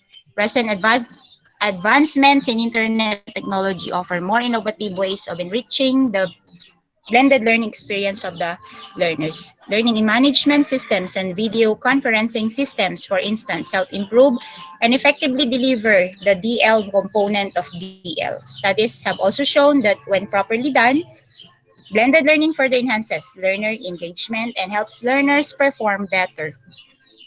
Okay, malapit na po. Next. Okay, Appendix D. Ito po yung pinakita ko kaninang template, yung answer key po. Pag face-to-face in school, pag distance learning office school, pag face-to-face, staggered schedule. Sa distance learning naman, uses either one of the distance learning modalities. Okay, so punta na po tayo sa next. Sa face-to-face, learners who are enrolled in the school are organized into sections by grade, with advisor and with subclasses. Pag distance learning naman, this is done in the respective homes of the learners in learning spaces in the community in small clusters or whole subclass depending on the availability of learning facilitators. So face-to-face, schools shall determine the number of days that the learners must be on face-to-face learning. Yan ang nabanggit ko kanina. Sa distance learning naman, makes use of activity sheets or self-learning modules that may be in printed or digital form. Okay, in face-to-face lessons may be the same as those covered in the distance learning component or totally different, just like in the MISOSA program. In distance learning, lessons may be the same as those covered in the face-to-face or totally different, just like in the MISOSA program. Okay, ito na po yung sample ng weekly home learning plan for blended learning. Pero nakalagay po doon is for grade 7. Take note, this is for blended learning. Okay, kung titignan po natin, sa blended learning, gaya ng sabi ko kanina, di ba, magde-decide, ang school lang magde-decide kung ilang araw silang mag-face-to-face at ilang araw gagamitin yung distance learning. Dito po sa sample ng weekly home learning plan para sa blended learning, for one subject area, 2 araw po, Monday and Tuesday, 8:30 to 9:30. Okay, para sa learning competency, natutukoy ang paksang tinalakay sa iba't ibang tekstong binasa. Sa learning task, i-indicate din po natin kung anong learning delivery modality ang gagamitin. Gaya ng example dito, makinig sa Rocky's Secret Files na ini-ere tuwing ika-3 ng hapon sa DZMB 90.7 Love Radio. Sagutin ang mga tanong na nasa self-learning module. Ang mode of delivery, ipasa ang mga sagot sa mga tanong sa panahon na magkikita kayo ng inyong guro. Okay, sa panahon na mag-face-to-face. So yan po yung sample ng weekly home learning plan. Okay, thank you for listening. Any question po? Hello. Hello? Hello. Okay. Congratulations, Madam Wing. Thank you po, madam. Next na po si Mrs. Binluan. Hindi ko na panood siya. Ano yan? Module? Module 3 po. Magkasama po kami, madam. Module 3. Module 3A. Module 3A po. Lesson 1 po. Tapos Yung module 3. Module 3B, mamayang hapon. Ay, hindi pa po. Hindi pa po, ma'am. Kasi meron pa pong lesson 2, lesson 3 sa module 3A. Ay, so bukas, module 3 Module tayo. 3B na po. Sa 3B, 3B po siguro. Sino pong naka-assign sa 3B bukas? si Mrs. Ermino, Mrs. Marcos, Mrs. Nibado po. Ay. Okay, bukas, webinar. So, makikijoin yung coach po natin Bukas bukas kasi po. sabi ko, kung makikijoin sila ngayon, may gagawin daw sila. Kaya, napaslakon daw. Ay, Okay si, po. kami anak kasi, ay, si Kagawad Alvaro. Ha? Inalay yung kagawad Alvaro, mare, ito? Halimbawa, magano si Manong may ibabaga to. Wala ko kay Ibay Miskin, Kagawad Alvaro na buwas. Santa Resource speaker si kagawad Alvaro. Invited guest. Okay la. O, Mare, sige. Okay, next po si Madam Facilitator, si Madam Digna. Next is Mrs. Digna A. Vinluan. More on understanding the different LDMs po. Continuation po ng kay Mrs. D. Guzman po. Mrs. Vinluan. Kapalang ko lang nga doon. Antuman? Kabalang ko natan kamilan nga rum. Ya 3B. Pwede rin. Bakit? Baka Sarap to. mabilis lang din siguro yan. Nakakahabol na tayo. Yan ang tapos namin. Kung kaya nyo, sige na, gawin nyo na. Bidilisan ko na lang po, pastor ko. Kasi po, mamayang 3 to... Hello? Mamayang 3 to... Okay, sige. Pag may time po, Good morning po, madam. Mahaba po yung topic ko. ano ka, Madam Che, 3B? Ano po yung, hindi po madam, yung pong last lesson ng 3A, yung pong weekly home learning plan at saka po yung individual monitoring plan. Okay, mamayang hapon na tayo sa'yo. O, papasok ka ngayon. Kahit afternoon na po ako, madam. Ah, 1 sige. o'clock. Okay po. Sino susunod ngayon si 3 pa sila eh. Miss Madam. Sunod. Mrs. Bukiran Kachilar. Thank you po, madam. Sige, no kami na naabutan. No, supay naabutan lang na aning haram. Okay. Ano po? Okay, sige. Ano po? Okay. Ma'am Erisa, please introduce Madam Digna. Madam Janice. Yes. Madam Janice, sarag to na boss tila. Kasi yan po niya sumpal may PowerPoint ko. Ay, kinasumpal si Ren. Oo. At sarag to mo, yan o. Asumpal kayo la, ready kila, sarag to uno na kayo la. Sarag to Sarag to man, Madam Erisa. Opo, Sarag to man. kayo po.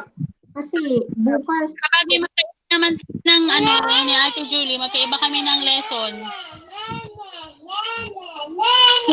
Silap leader po. Kung sino yung maabutan mamaya. Opo. Kasi hindi ko pa po.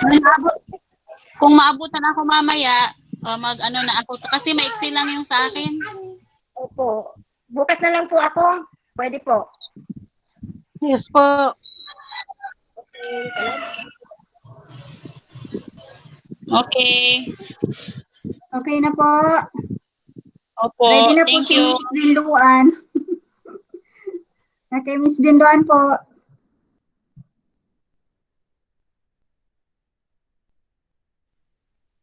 Nakamute po kayo. Ayun. Ready na po, Miss Binluan. Wala pong sound si Miss Binluan. Walang microphone. Naka-off yung microphone natin. Tidig na.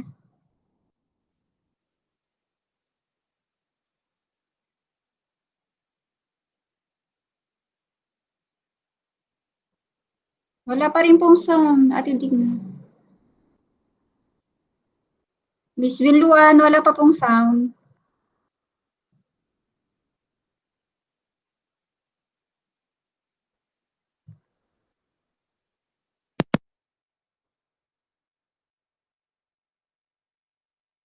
Wala pa po.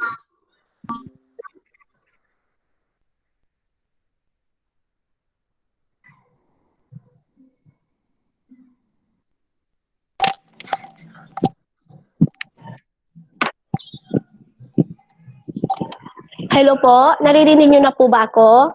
Okay na po. Okay po. Okay, the floor is yours, Mrs. Binluan. Kaya naman present nila. Okay. Antoy. Nanong nakit ko tanay. Ah? Andito. Okay, dapat nanong So, ngaran pa ko. Okay, sandali lang po. Nanong sa sarili. May sound na, Ate Digna. So yun. On. Ay, okay na. Wait lang po.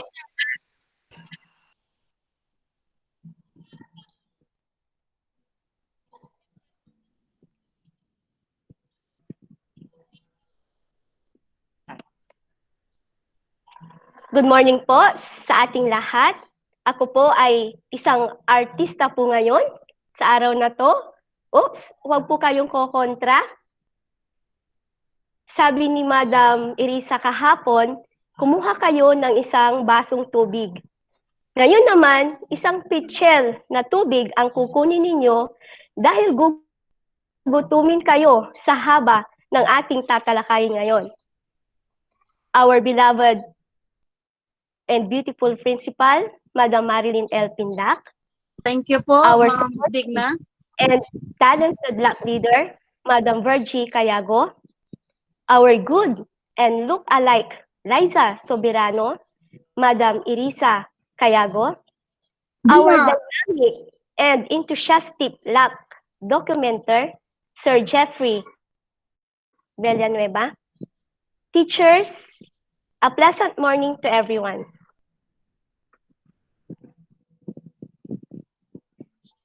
Today, we are the continuation of our topic for today is the lesson 1, understanding the different LDMs.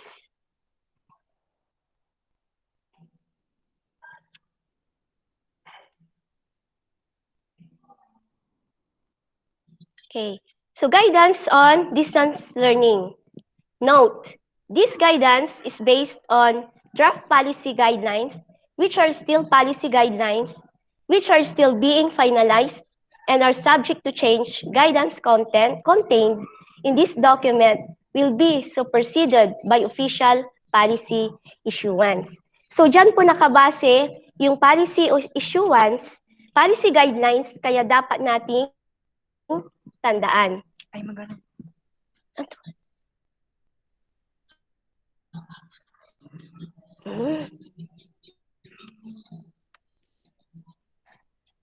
Present now. Kaya pala walang ano. Yung Pa yun, gano'n. Sandali lang po. sandali lang po. Ay, sa Inaayos lang po.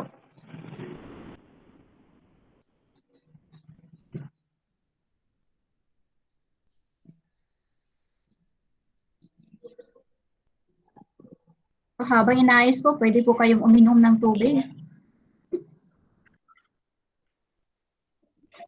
Working Okay, break. so Ay, nandiyan next na. slide. Okay na. Siyempre, converge yung Distance Wifi na. learning refers to a learning delivery modality where a learner is given materials or access to resources and he/she undertakes self-directed study at home or in another venue. DO 21, Series 2019, page 96. Learners engage in independent learning at home or in any physical learning space applicable by using learning materials that are accessible either online, stored on CD, DVD, USB, flash drive, or in printed form by viewing TV lessons or listening to radio-based instruction while being geographically distant from the teacher. The teacher supervises and monitors the learner's progress and provides remediation and enhancement when needed and possible. Assistance may be provided by a learning facilitator who may be a parent or any member of the family or a community stakeholder. So dito po, ito po ay learning delivery modality na kung saan bibigyan natin ang bawat bata ng materials na mapag-aaralan nila sa bahay. Although the parents is the facilitator of their child. Tayo namang mga guro ang siyang mag-monitor at mag-supervise sa mga estudyante natin. Next slide. Classes in available community learning spaces shall be organized to allow learners to consult with their subject teachers without traveling to their school. School shall provide schedules for all subject area teachers to meet the learners at least once a week so that learners can ask questions, clarify home tasks, and share learning difficulties and other concerns about their home learning tasks. Next slide po. Parents, guardians, or any responsible adults who are in supporting charge of guiding and supporting the learner at home shall be encouraged to come to the community learning space to confer with the teachers about the learner's progress. So ang mga magulang ang siyang mag-guide at magsuporta sa kanilang anak sa bahay para sa kanilang pag-aaral. Next slide po. Pursuant to DepEd order, nandyan po yung pursuant to DepEd order na nakikita natin. 7 Series 2020, School Calendar and Activities for School Year 2020 to 21, which authorizes the holding of Saturday classes due to the compressed school year. Learning may continue working on unfinished tasks, if any, during Saturdays. Otherwise, teachers may suggest some enjoyable activities such as designing their portfolio, reading for pleasure. So yan po yung DepEd order ng 7 Series 2020. Next slide po. The 4 types of distance learning. First, we have modular distance learning. Second one, online distance learning. Third, TV-based instruction or radio-based instruction. And 4, blended distance learning. So, modular distance learning, ito po yung pag-uusapan po natin. Sa modular distance learning, ito po ay isang individual instruction na kung saan ito ay magagamit ng mga bata sa pamamagitan ng mga printed modular. Sa pamamagitan ng mga printed modular or modular learning na kailangan at paggabay ng mga parent dahil sila as a facilitator. Next po. Learners shall be provided with the complete set of SLMS as well as textbook, learners' materials. The SLMS may be provided in print for those without devices at home.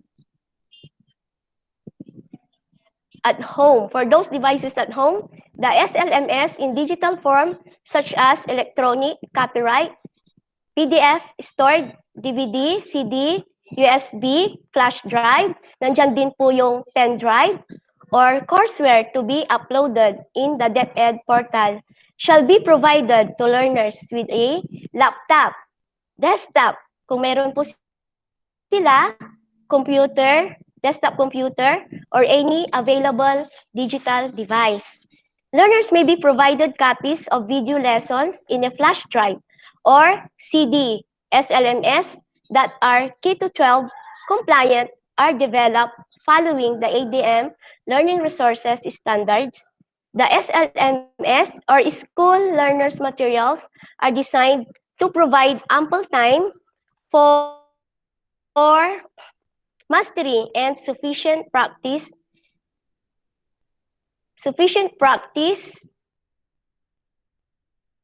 most essential learning competencies.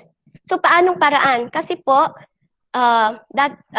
kasi po may kinakaharap po tayong pandemic ngayon, okay, pwede natin silang i-chat or sa pamagitan ng mga CD, USB, flash drive. So yan po yung kailangan ng mga learners. Next po. Clearly defined goals are attainable within the specific time frame by taking into consideration the learner's capacity based on his grade level, while flexibility is finishing module is accorded to learners with respect to the learning needs, characteristics, and level of understanding. Learners shall be provided with the suggested time frame to work on their assigned tasks, monitoring of learner progress, and setting a feedback mechanism shall be ensured to help learners meet the MELCs while seeing the connection of one lesson to the next to reinforce the coherence of the curriculum. So, dyan po natin makikita yung module na ibig sabihin, dapat tayo ay, as a teacher, dapat respetuhin po natin ang needs ng mga bata. Halimbawa, kung wala po silang gadgets, makikita po natin or maibibase natin sa pamamagitan ng pag-print ng mga printed modular. Next pong slide. Timely and appropriate monitoring and feedback for consultation and intervention purposes shall be put in place through touch points as text messaging and audio-video calls. So, dyan po tayo sa pamamagitan yan, pwede rin silang mag-text messaging or sa audio sa pamamagitan ng video calls para ma-accessible sila sa face-to-face interaction may be utilized for this purpose. Members of the family and other stakeholders within the community who are trained as learning facilitators shall be engaged to provide learners with instructional support as needed in the absence of a classroom teacher. So as I have said a while ago, the parent is a facilitator of their child. Next po. Online distance learning. Sa online distance learning refers to a learning delivery modality where the teachers facilitates the learning and engages learners' active participation using various technologies connected to the internet while they are geographically remote from each other. The internet is used to facilitate learner content connected to the internet while they are geographically remote from each other. The internet is used to facilitate learner-teacher, learner content, and peer-to introduction. So ito po yung delivery modality through internet na kung saan ang teacher at mag-aaral ay magkakaroon ng partisipasyon sa lesson. Next po. A class adopting ODL shall follow the regular planning standards in the organization of classes set by the DepEd. Next, it shall be applicable in schools where both the teachers and learners have access to digital devices. Okay, nandyan po yung laptops, tablets, smartphones, desktop, computers, with available online resources and internet connectivity. Next, the learning resources to be used are but limited to the following school learner materials for alternative delivery models like textbooks, primer, lessons, activity sheets, teacher-made videos, and supplementary materials and open educational resources. Next po. SLMS and primer lessons shall be converted into different digital forms such as interactive lessons or electronic books, e-books, and shall be available through the DepEd Learning Resources portal. DepEd Commons and or different DepEd recognized learning management systems, DepEd Aid Memo 2019, such as, nandyan po yung Edmodo. This learning management system constitutes tools and resources to manage classrooms and engage students remotely, offering a variety of language. So, Google Classroom, nandyan din po yung Google Classroom. This helps classes remotely communicate, offering a variety of languages. Schoology.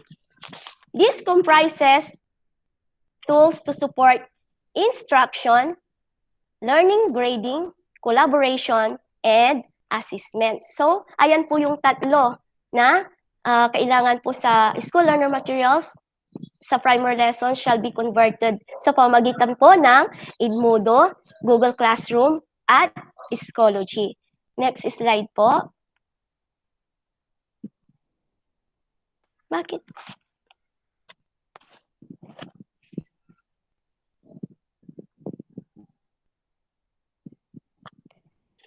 Schools may adopt a combination of both synchronous and asynchronous online teaching in consideration of the screen time guidelines by age as recommended by the American Academy of Pediatrics, AAP, and World Health Organization, WHO, which is as follows. So yung A, K-Stage 1, Kinder to 3, yan po yung magsisimula sila sa pag-online class na hour 1 to 0.5. Yung most 1 hour daily for kindergarten, 1 oras po yung kindergarten sa pag-online, at 1.5. So, 1 oras sa kakalahati po sa grade 1 at saka 3. Next po, K-Stage 2, grades 4 to 6. Okay, nandyan po yung oras, up to 2 hours. Next, K-Stage 3, grade 7 to 10, up to 2 hours for grades 7 and 8, and up to 4 hours naman for grades 9 to 10, 2 hours in the morning and 2 hours in the afternoon. So, sa K-Stage 4 na tayo, grades 11 at most 4 hours in the morning and the other hours in the afternoon. Next slide po. Online learning may be through a synchronous or asynchronous platform. It requires both teacher and learners to have good and stable internet connection. This is practiced effectively by using learning management systems, all or related technologies.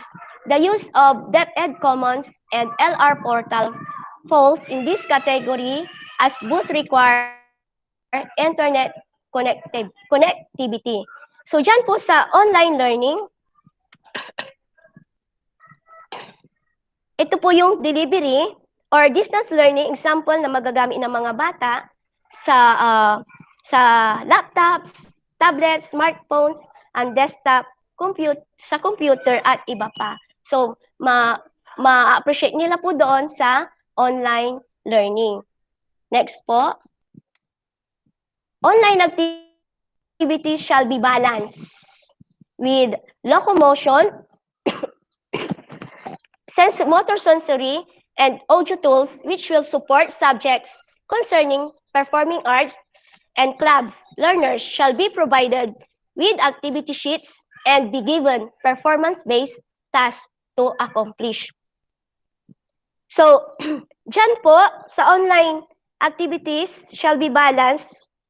For example, with locomotion, motor sensory, and audio tools, dito po sa online activities, magbibigay tayo ng mga activity sheets sa mga bata at doon natin i-base ang kanilang performance task.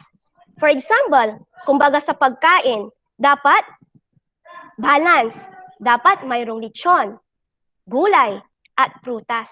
So it should be balanced. Okay, next po, learning facilitator, household partners like parents, guardians, or responsible adults at home supervise and monitor the screen time of the learners. So, dyan po, parents is a facilitator. So, sila po yung magsusupervise, magmumonitor ng kanilang mga anak sa bahay. So, next, learners and parents shall be capacitated on the use of the learning management systems, the DepEd Commons, and the LR portal. Before the start of classes, it shall be ensured that schools, through their ICT, nandyan po sila, yung mga pinaka-importante na mga teachers, ICT coordinators, and teachers with knowledge managing learner materials and navigating the DepEd Commons and the LR portal, and through supervision of school officials shall provide orientation for learners and parents on navigating these online platforms. Next slide po. Discussion on online security and protection, digital footprint, promotion of digital honesty, and parental guidance and supervision. So yan po yung napakahalaga.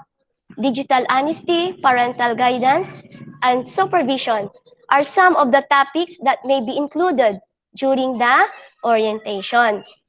Schools may organize professional development activities to enhance teachers' understanding of and skills in the use of learner materials.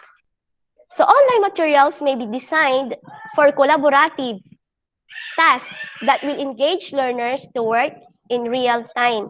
Online tools such as, nandyan po yung Google Documents, Google Slides, Nearpad, Padlet, and the like may be used for virtual collaboration among peers. These tools are capable of giving feedback and comments, rating, and even posting grades or scores.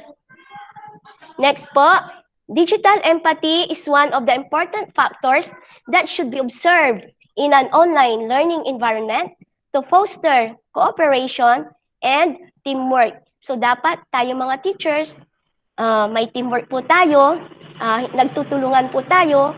Kung hindi po natin alam, pwede nyo po kaming turuan. So hence, it should be part of the activity designed by the teacher. Next po. These functions include the capability to disseminate lessons in the simplest way possible for learners, assess learner competency, organize records of learner achievement, present assignments, or enrichment activities, provide tools, learner collaboration. This can be true, but not limited to the following. Videos in a grade 1 class. Ayan po yung halimbawa. Ask students to show and tell. Describe their pet, while the parent video records him/her. Learners may also be asked to write and perform plays, create and cook recipes, conduct interviews, and submit this through video. Kagaya nga po natin, yung mga sinasubmit po nating activity, kagaya namin sa kinder, yung activity na sinasubmit po namin sa True Online, yun po yung pagbabasehan ng mga learners. At ganun po yung susundin po nila at yun po yung gagawin po nila sa pamamagitan ng video. Okay? Naintindihan po? Hello po? Hello po? Opo. Naintindihan po. Salamat po. Okay. Next, workbooks and drawing intentionally. Use workbooks and paper-based tasks instead of laptops to reduce learners' screen time.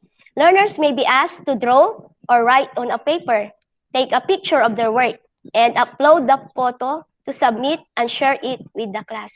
So kagaya din natin, yung mga ginagawa din natin as a teacher, halimbawa lang po, gumagawa po tayo ngayon, tapos sinesend po natin yung mga pictures natin sa group chat natin through upload. So, ganun po yung ginagawa ng mga learners natin ngayon. Sa kadahilan ng mayroon pong pandemic na COVID-19. So, next po. Teachers are expected to give assignments and learning tasks. The quantity of online activities is not equivalent to quality. Tasks assigned to learners should include those that require them to get up and move away from the devices. Next, yan po yung gampanin po nila na pwede rin natin pong i-include sa pamamagitan ng online. Next po, assignment po nila kasi doon po natin ibinibase kung sila po yung gumagawa ng assignment nila, kung sila po ba ay masipag, at doon po natin makikita yung gampanin ng isang bata. So next po, synchronous learning. Yan po na yung na-discuss po ni Madam Ella. So, i-remind ko lang po, synchronous learning shall be conducted using live webinars, video conferencing, live chat, or instant messaging. Conducting these third-party tools is not encouraged because it might be difficult for learners to join lag in different platforms. Teachers are highly encouraged to use Google Meet to record a specific activity, especially for performance task-based outputs. Lesson shall be recorded for students who missed the lesson for viewing later. So, dyan po, ito po ay isang alternatibong pamamaraan ng pagtuturo na nangangailangan ng virtual na interaction ng guro sa kanyang mag-aaral. Magtatakda ang guro ng schedule kung saan sabay-sabay na mag-online ang mga mag-aaral gamit ang online application tulad ng Google Meet, Zoom, Skype, or video call sa pamamagitan ng Facebook Messenger. Next slide po. Sandali lang po.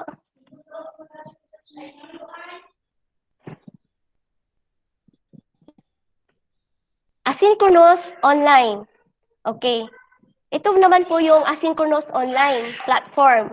Sa learner materials shall be utilized for self-paced. So, ano yung pagkakaiba kaya sa asynchronous doon po sa synchronous? Yung asynchronous learning avoids the assumption that technology is readily available for learners when the teacher deems it as necessary or that learners are in an environment that is free of distraction at the allotted class meeting. Time learning materials may be posted online, and learners may work through them in their own time, collaborating asynchronously with other learners and with the teacher via online forum, email, and others. Diyan po sa asynchronous learning naman, mayroong sariling schedule ang isang mag-aaral. Ito ay nababatay sa kung kailan niya kaya at kung gaano kadalas niya kayang mag-online. O sa kanyang sariling schedule, ang mag-aaral ay mag-online upang pag-aaralan ang mga materials na ibinigay ng kanyang guro. Ang kanyang paggawa ng requirements ay nakabatay din sa kanyang sariling schedule. Excuse me po. Inuubo pa po ako. Sariling schedule. Ang komunikasyon ay maaaring mangyari sa discussion boards o sa social media kung saan maaaring mag-iwan ng mensahe o magpasa ng gawa kahit anumang oras. So yan po yung asynchronous learning.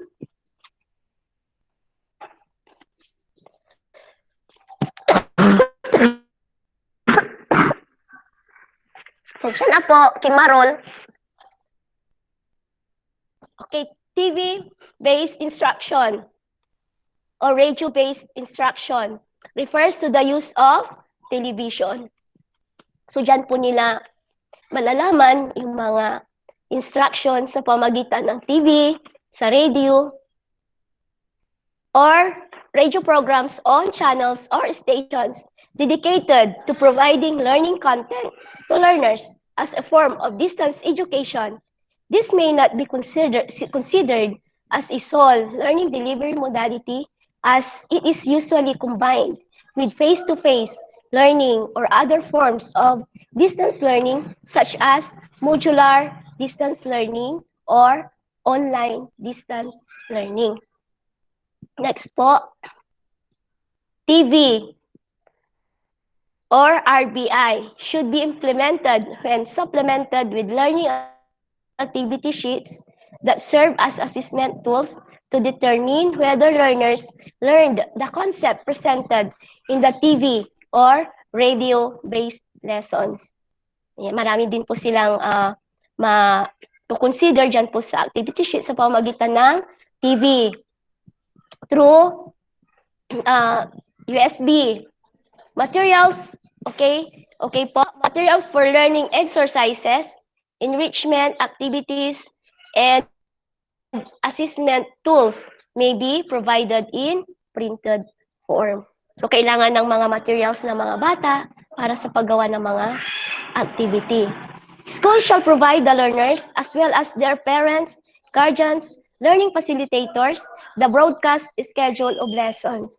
Learners shall be directed to watch an educational TV program or listen to a radio program facilitated by DepEd. The duration of every lesson episode shall depend on the complexity and length of the modules based on the targeted learning competencies and the allowable airtime agreed upon by the DepEd and the TV radio station. Next slide po. Okay, for blended distance learning. BDL or means blended distance learning. Schools which adopt any combination of the above three types of distance learning must meet the requirements of each type. Strategies for learners' engagement in all types of distance learning shall be utilized by teachers.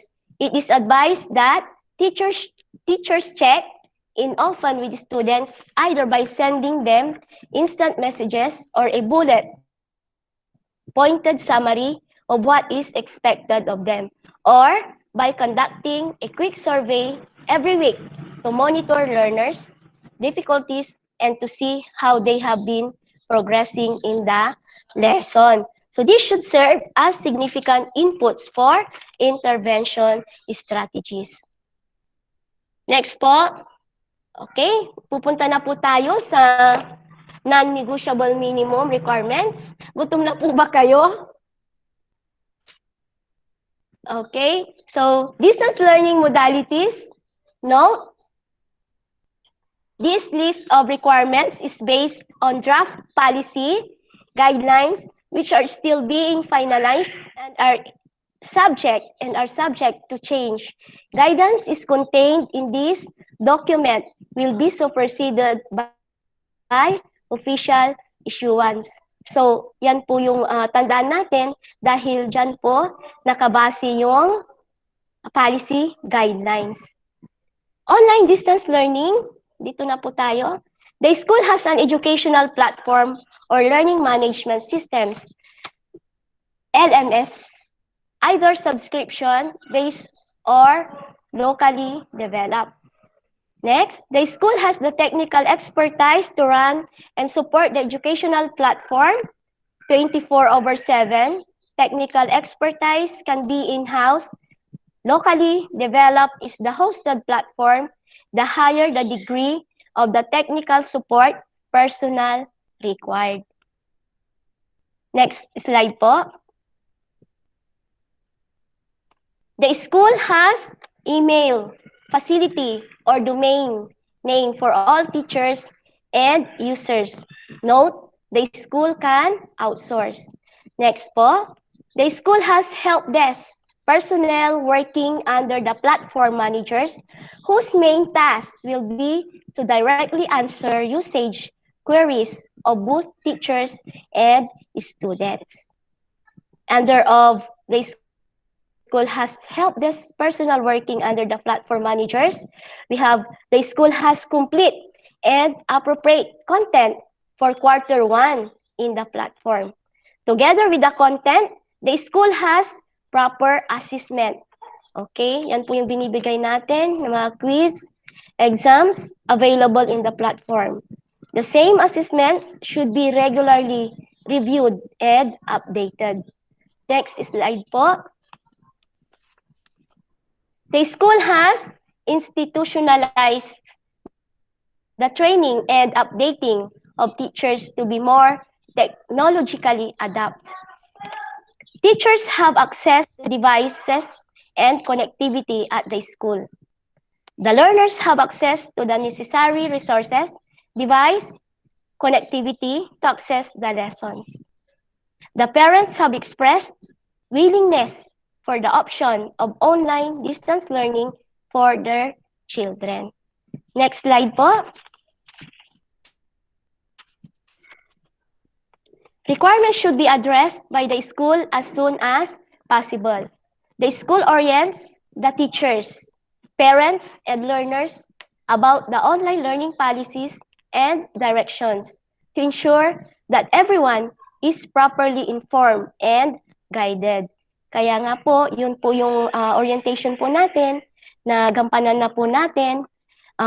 Diyan po natin maibi-base sa requirements should be addressed by the school as soon as possible. Next po, the school has a technology knowledge enhancement program wherein regular trainings or seminars are given to teachers, students, and parents to make them embrace the technology. The teachers are well-oriented on DepEd policies relating to online distance learning and to freely access the needed resources accorded by the department like the DepEd Common and LRMDS. Next po, the parents are willing to co-supervise and co-monitor the progress of their children's online learning. So sila po yung magmo-monitor ng mga ginagawa ng mga bata sa kanilang, para sa kanilang improvement. Modular distance learning. Nandyan po, unang-una, the school orients the teachers and learners about the modular learning policies and direction to ensure that everyone is properly informed and guided. So parehas lang po doon sa ano po yun? Yung requirements ng online distance learning. Next po, the school has complete and appropriate content, learning modules, self-learning modules in print, and i-copy. Hindi po copy, na gusto ko na pong magkape, pero mai-copy po yung nandito. For those with device for Q1, available for distribution to the learners. Next po, the school has available reference supplementary materials for distribution to the learners. The parents have expressed willingness for the option of modular distance learning for their children. The parents are willing to co-supervise and co-monitor the progress of their children's modular distance learning. Next po. Next slide po. TV-based instruction, radio-based instruction, TV or what we call TVBI or RBI. The school orients the teachers, parents, and learners about the TV, radio-based instruction, policies, and directions to ensure that everyone is properly informed and guided. Next, the school has a, ano po ito? MO with a television network or radio station for the needed airtime or slot. The school has complete and appropriate content, learning modules, self-learning modules, in video format and radio-based lesson format, radio script, as well as in print e-copy for quarter 1. And the school have available reference, supplementary materials for distributions to the learners. Next slide po.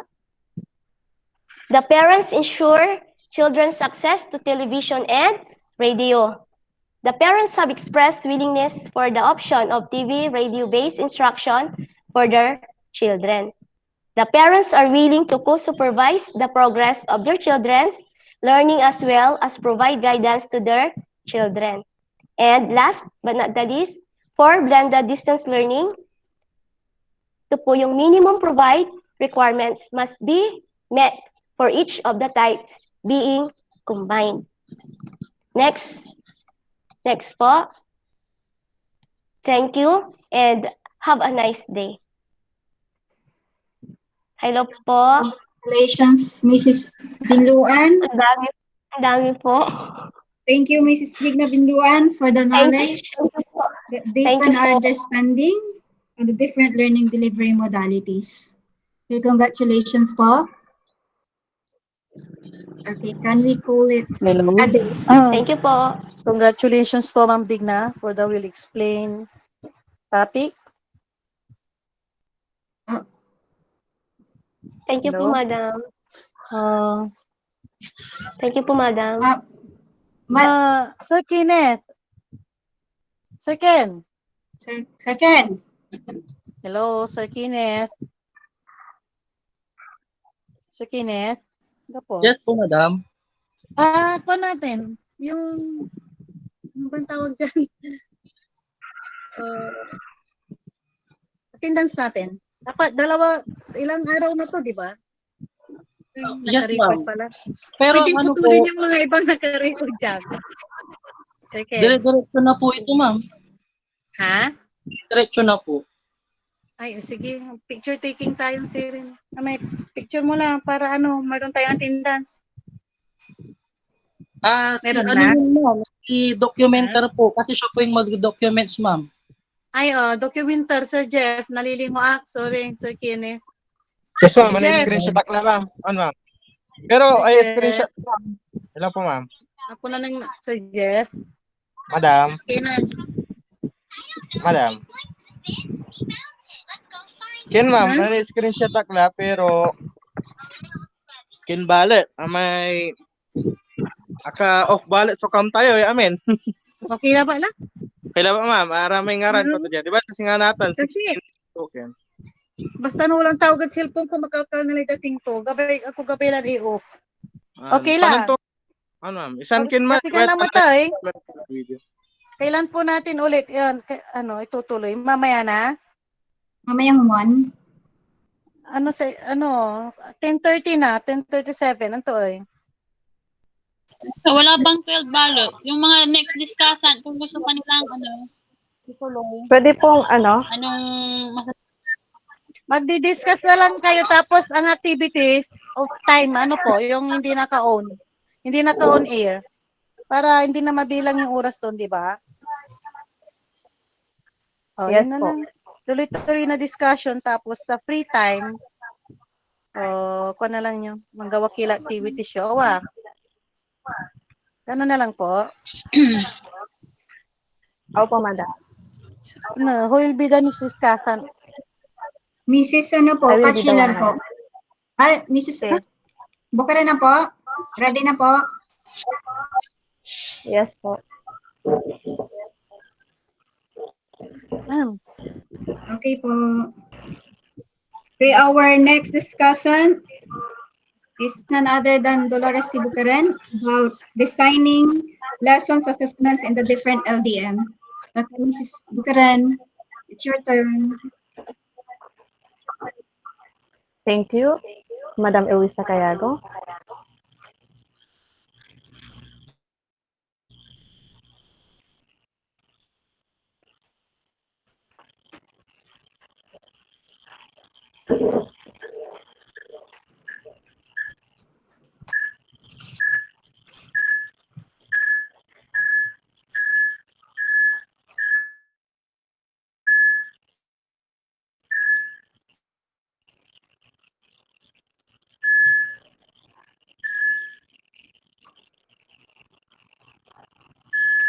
To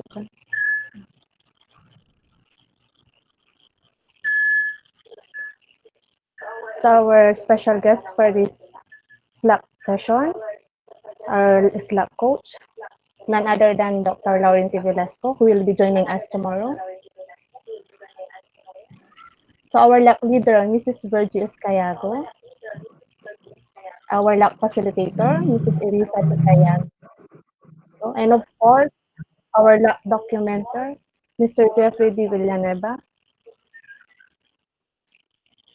So all my fellow teachers, headed by our Teachers Club President, Mrs. Solita C. Ermino.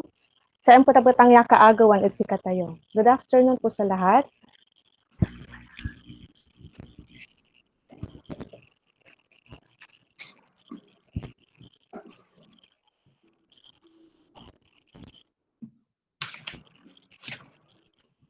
Engaging to this LAC session is a great privilege because LAC session is encouraged critical reflection among us teachers, which increases understanding and knowledge of our curriculum and classroom practices, especially to this time of our new normal. My task for today's LAC session is all about designing lessons and different learning modalities. Kasi wala pa yung screen. Saglit lang po, mga madams.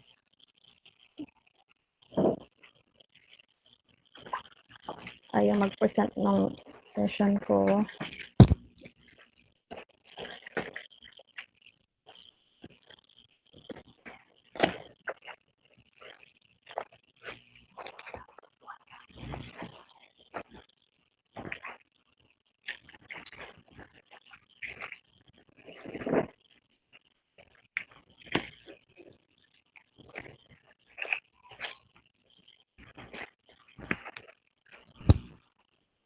Bakit ayaw mag-present?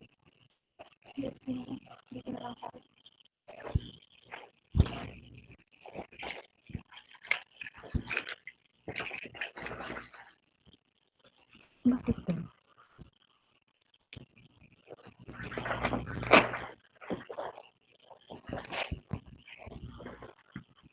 Oh, signal makisama ko.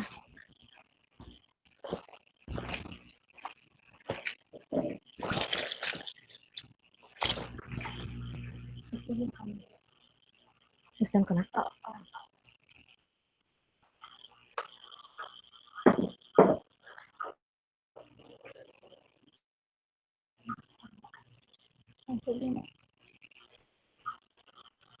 Sa mga pwedeng uminom po dyan, umihi.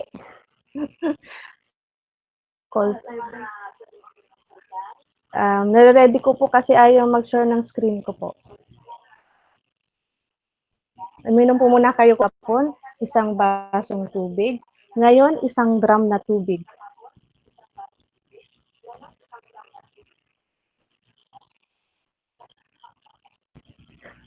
Okay na.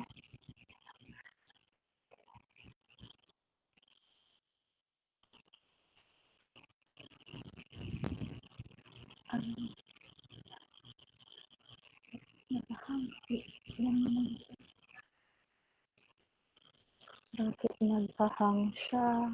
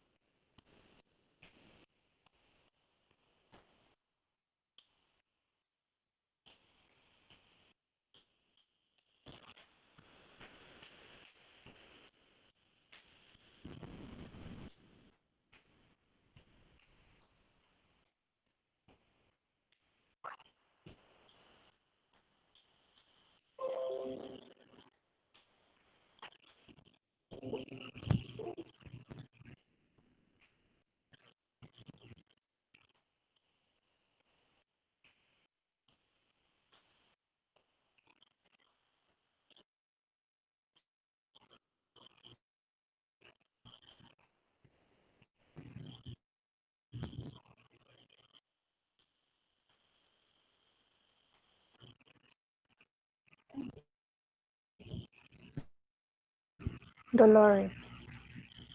Lactated. Basta may Dolores ka.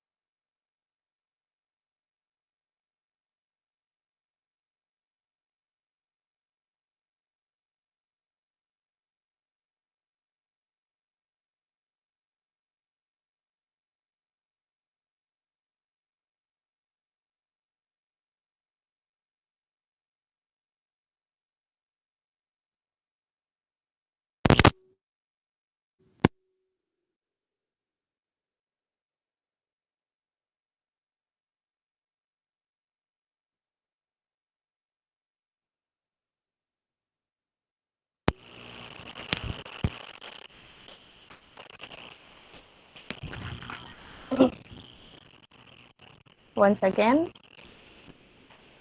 for today's lab session is all about designing lesson in different learning modality and in distance learning.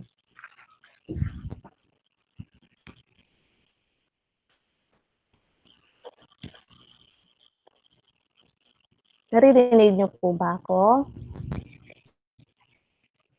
Opo, naririnig na po. Ay, okay po. Thank you, Madam Erwisa. Okay po.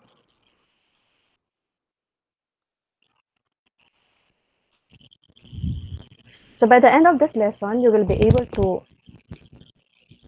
identify the components of a well-designed lesson applicable for all LDMs or learning delivery modality, enumerate learning tasks that can be incorporated in your distance learning lessons to ensure the achievement of learning activities, select formative and summative assessment tasks that can be incorporated in your lessons to provide students with feedback and help you monitor students' learning even when you are teaching remotely.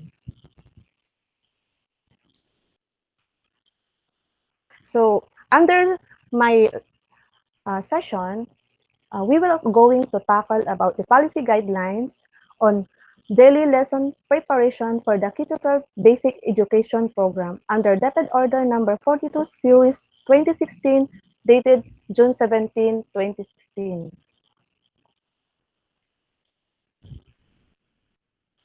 So this Dated Order Number 42 states that this guideline should be and it must be implemented. Kasi how can we produce equality output of a thing where there is no planning? Just like education for learners, how can we deliver or impart quality education when there is no lesson planning for better learning, di ba? So it is a must. Ano nga ba yung planning? So planning lessons is a fundamental to ensuring the delivery of teaching and learning in schools. Ito yung tinatawag nating preparing.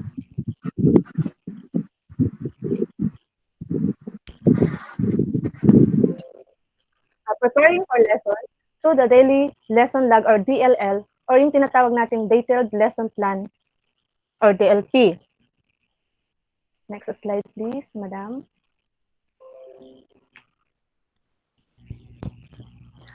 Plan instruction with content standards, performance standards, and learning competencies firmly articulated in the K-12 curriculum.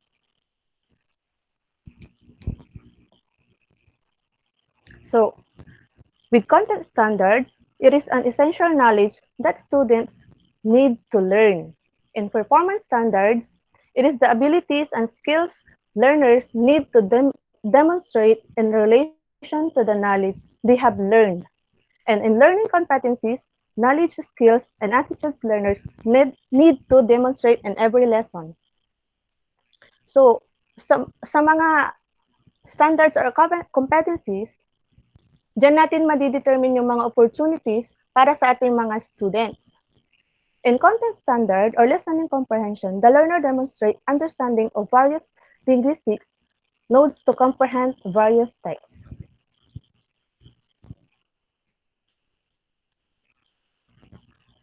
Performance standards or ang tinatawag nating listening comprehension, the learner analyzes text types to effectively understand information messages.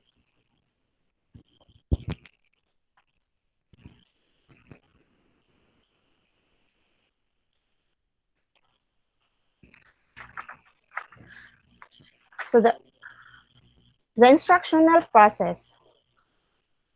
According to Oration 1994, the instructional process is made up of 3 steps: the planning instruction, delivery of instruction, and 3 assessment of learning. This means that teaching begins even before a teacher steps in front of class and begins a lesson. This also means that teachers are expected to be able to organize and develop a plan for teaching, implement that plan, and measure how effectively they implemented the plan. Under lesson planning is a way of planning instruction, a way of visualizing a lesson before it is taught. According to Scrivener 2005, planning a lesson entails prediction, anticipation, sequencing, and simplifying. Lesson planning is a critical part of a teaching and learning process. Lesson planning is a hallmark of effective teaching. As mentioned, effective teachers organize and plan instruction to ensure learners' success inside the classroom. According to Strauss, research shows that instructional planning for effective teaching has the following elements.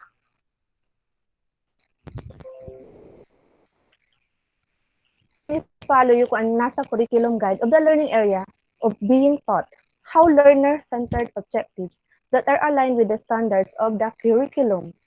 Make use of multiple resources that are available, including the TG, learner materials from LRNDS, portal textbooks, and other supplementary materials. How should it be taught? Make use of strategies that help learners learn, build learners' understanding, and respond to learners' need.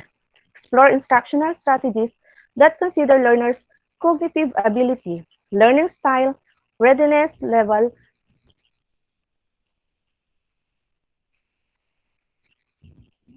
gender, socioeconomic background, ethnicity, culture, physical ability, personality, special needs, and the different ways learners the content of a particular learning area.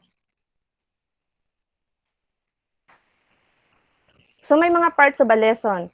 Meron tayong before the lesson proper, the after the lesson. Before the lesson, this is the opening of the or the beginning of a lesson. Implementation.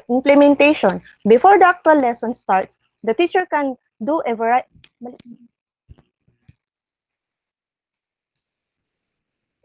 The teacher can do a variety of things, including but not limited to the following: review the previous lesson, clarify concepts for the previous lesson that learners had difficulty understanding, introduce a new lesson, and inform the class of the connection between the old and the new lesson.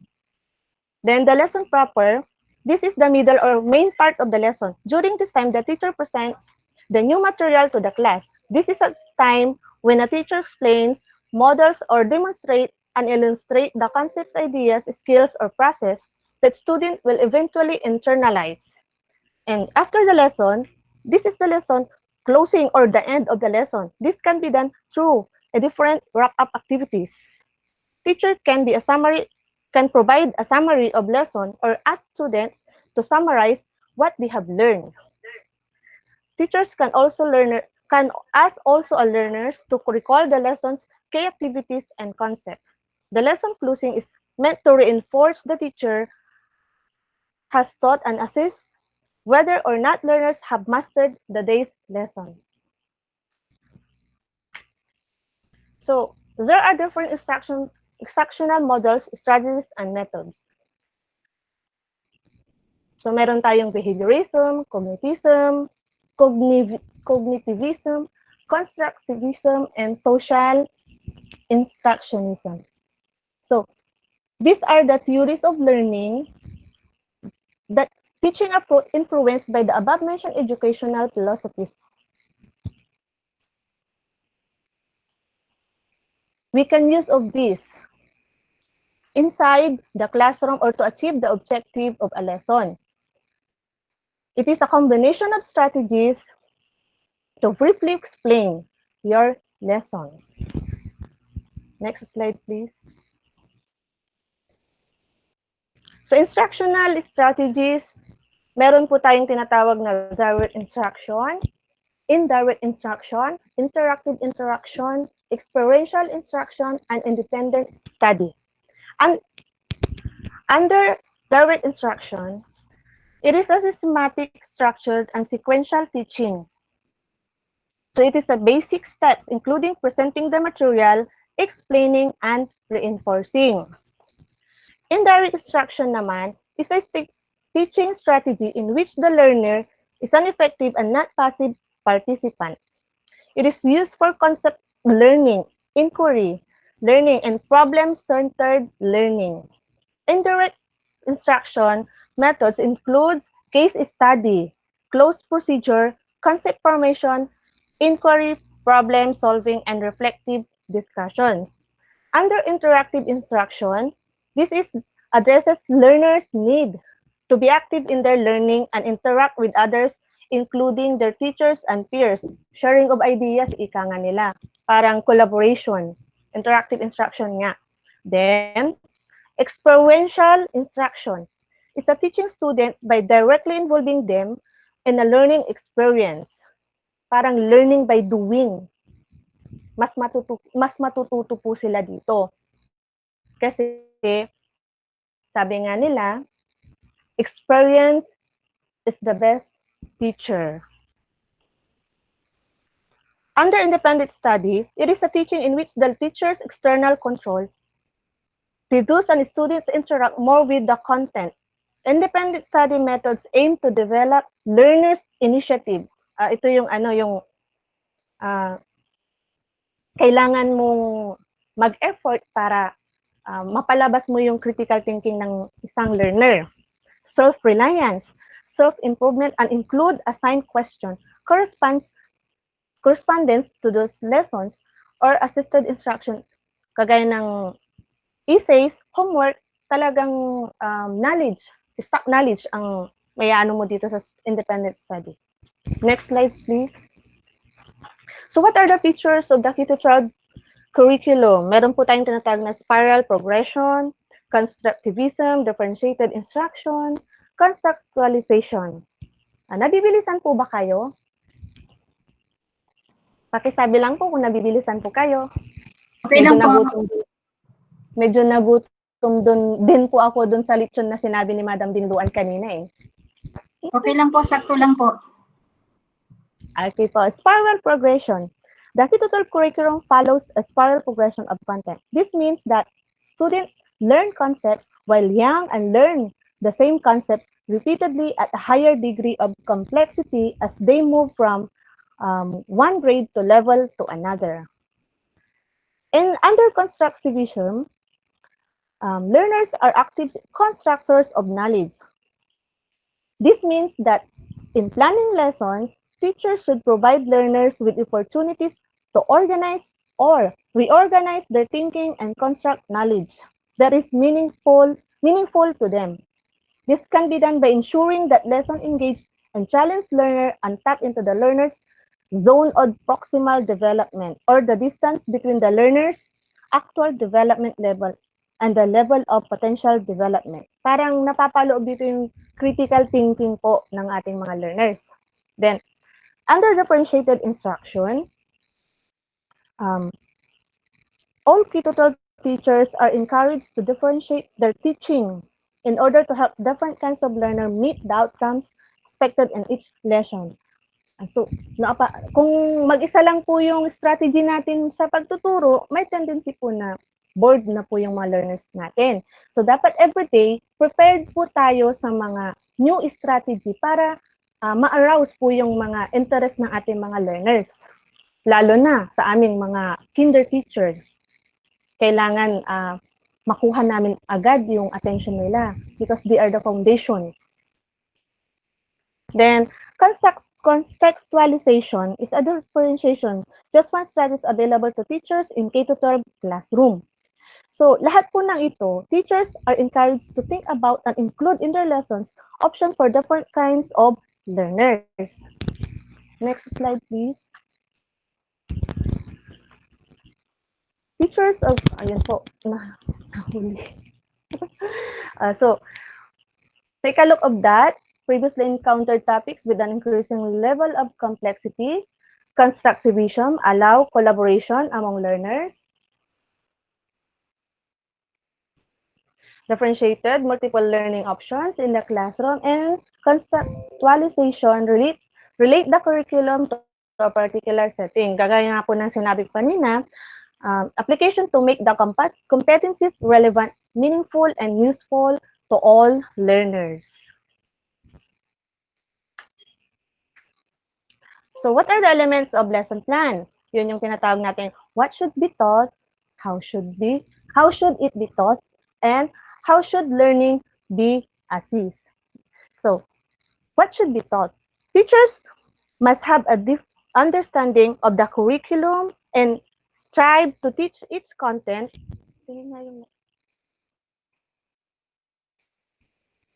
Ayun. So, we should follow the curriculum guide of the learning area being taught. Dito po napapaloob yung planning daily lessons. Teachers need to follow the curriculum guide of the learning area being taught by using the curriculum guide. Nandyan din po yung learner-centered objectives. And make use of multiple resources that are available, including the teacher's guide, learner materials from LRMDS, portal textbooks, and other supplementary materials. How should it be taught? Next po. Tapos ko na yan, Madam Isa. How should it be taught? Andyan po yung make use of strategies that help learners learn, build learners' understanding, and respond to learners' need. Explore instructional strategies that consider learners' cognitive ability and learning style, readiness level, gender, socioeconomic background, ethnicity, culture, physical ability, personality, special needs, and the different ways learners master the content of a particular learning area. How should it be taught? Make use of strategy. Tapos ko na yata to, Madam. How should learning be assessed? Under Deped Order number 8, Mrs. Rivagenera will be going to discuss about assessment later on. Next slide po. So, in lesson planning, we should integrate the ICT because basically information handling tools that are used to produce, store, process, distribute, and exchange information in ICT integration in teaching and learning involves all activities and process with the use of technology that will help promote learning and enhance the abilities and skills of both learners and teachers. So sa panahon po natin ngayon, new generation, new technologies, kailangan po talaga natin, kagaya po ng ginagawa po natin ngayon, although we cannot report or see each other face-to-face, may online po tayo para makapag-collaborate, makapag-exchange of ideas, mga ganyan po. Kagaya din po sa learners, there are always ways na pwede natin silang i-reach out para maturuan despite of this pandemic. Next slide, please.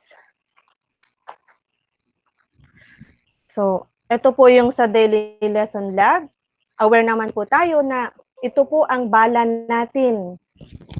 Better be absent kung wala kang prepared na BLL. Yun po ang kinakailangan sa pagpasok natin. Hindi ka pwedeng pumasok nang wala kang prepared DLL or DLP. So under DLL, teachers who have been in the service for at least 1 year handling learning areas with available learning materials and teachers' guides provided by DepEd. Teachers are allowed to work together. Session teachers shall mentor new or novice teachers. So ito po yung mga parts ng daily lesson log. Kahit nakapikit po tayo, alam po natin yan. Kahit ibala po tayo sa kanyon, alam po natin yan. Meron po tayong objectives, content standards, the learner understands the nature and elements of oral communication, performance, designs and performs effective controlled and uncontrolled oral communication, learning competencies. Diyan po yung mga under objectives. Next slide po. Meron po tayong content, which is the nature and process of communication. Part 3, the learning resources. Nakapaloob po dyan yung references, teacher's guide pages, learner's material pages, textbooks, the new book of knowledge, ang mga ganyan, nakapaloob yung mga pages, sakto at yung additional materials from learning resources portal. Other learning resources, nandyan po yung ICT integration, laptop projector, PowerPoint presentation, activity. Sa panahon po natin ngayon, talagang hindi na po tayo pwedeng bumalik sa modern way of teaching or this way of teaching. Nasa modern na po tayo ngayon. Siguro po may mga time na pwede tayong magturo doon sa mga special needs ng ating mga learners in our old way of teaching. Part 4, procedures. Andyan po yung reviewing lesson, establishing a purpose of the lesson, presenting, discussing, and new concepts and practicing new skills. So kahit nakapikit po tayo, alam po natin kung ano yung mga part ng lesson plan or DLL. So, developing mastery, finding practical application of concepts and skills in daily living, making generalization and abstractions about the lesson, evaluating learning and additional activities for application or remediation. So, nakapaloob po dyan lahat sa ating DLL.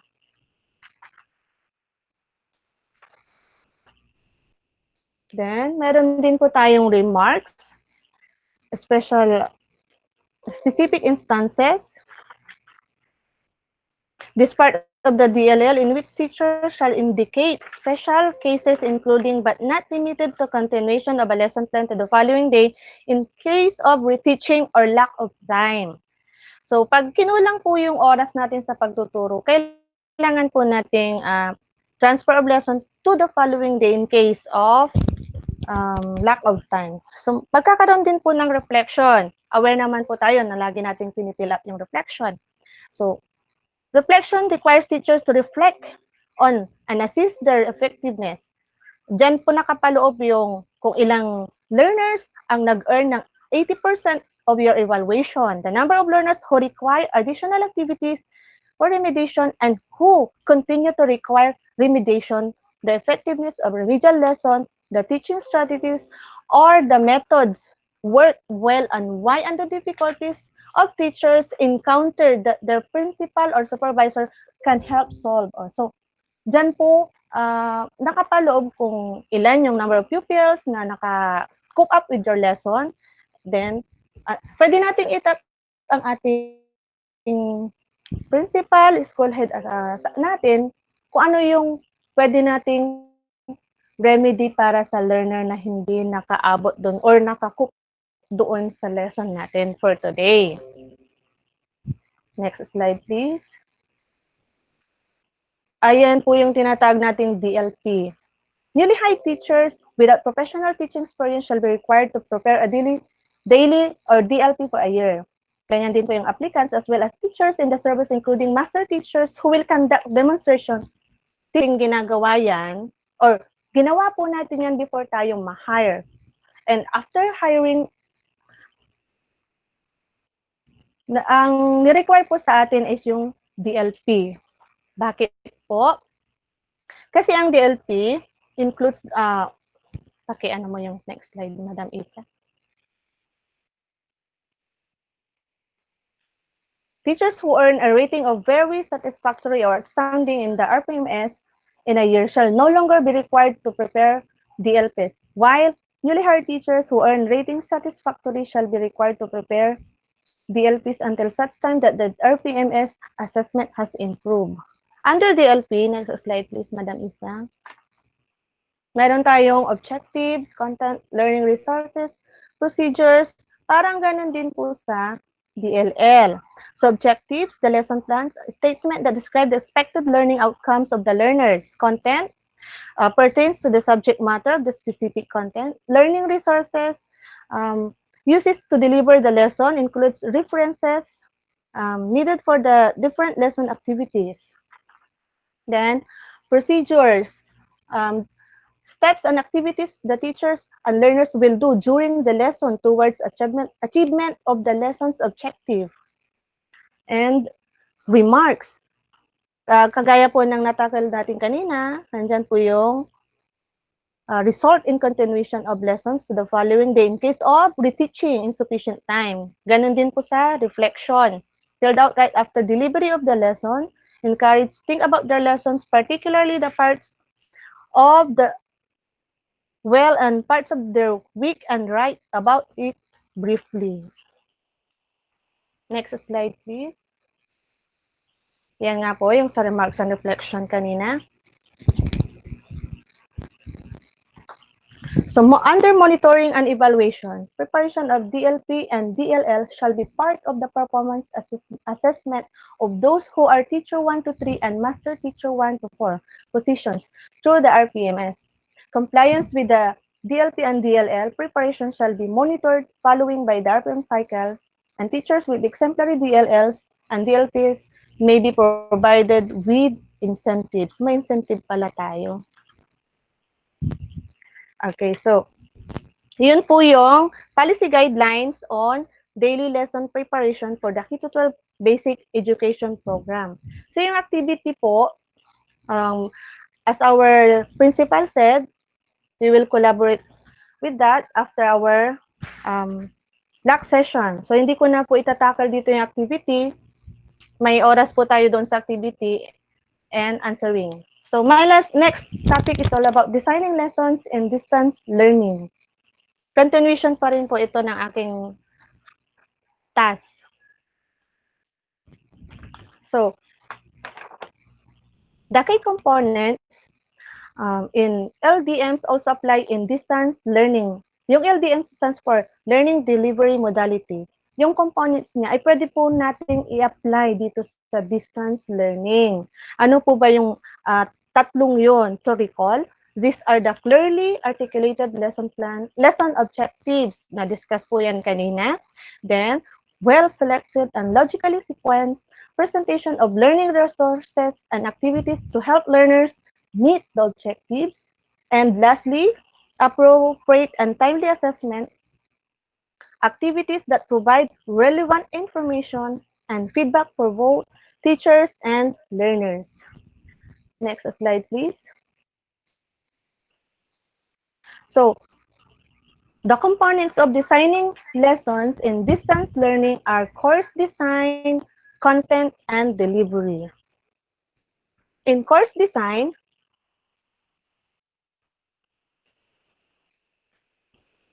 ipakibalik mo, Madam Isa.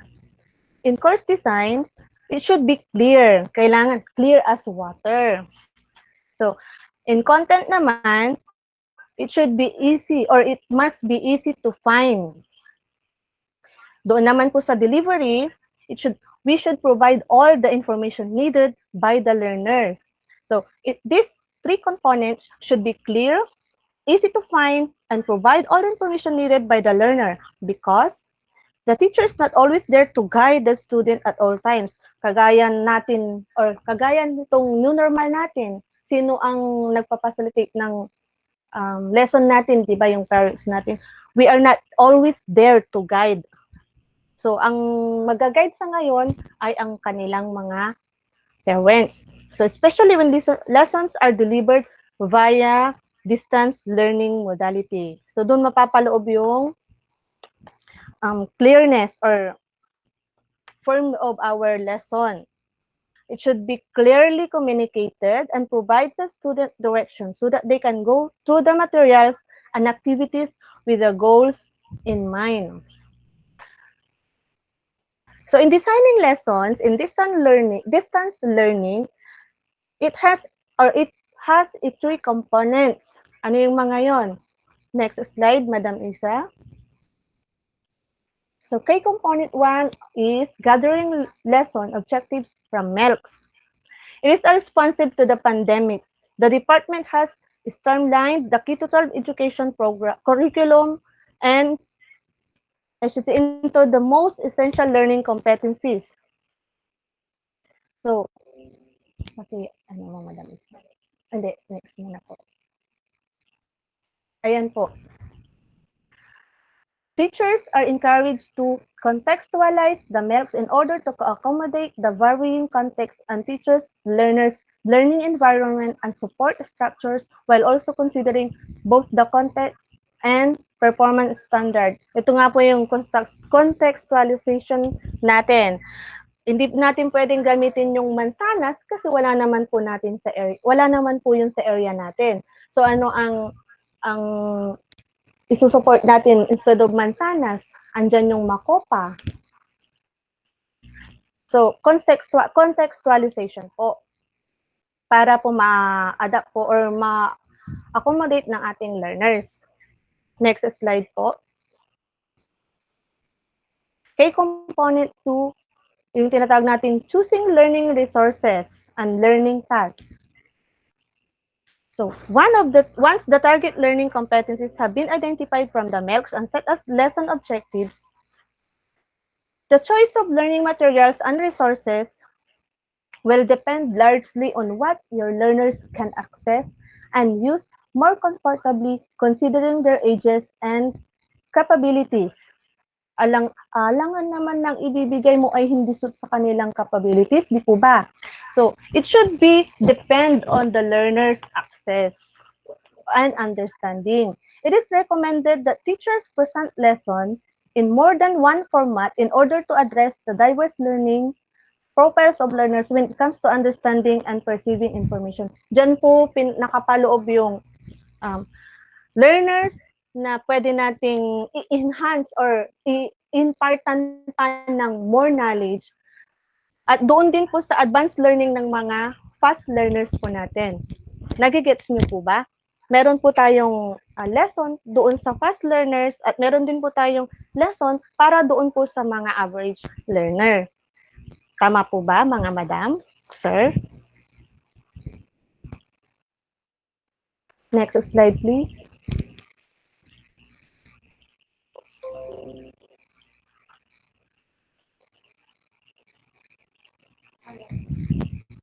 Ayan na. Okay. So, key component 3, assessing learning. Lesson plan should embody the unity of instruction and assessment while planning.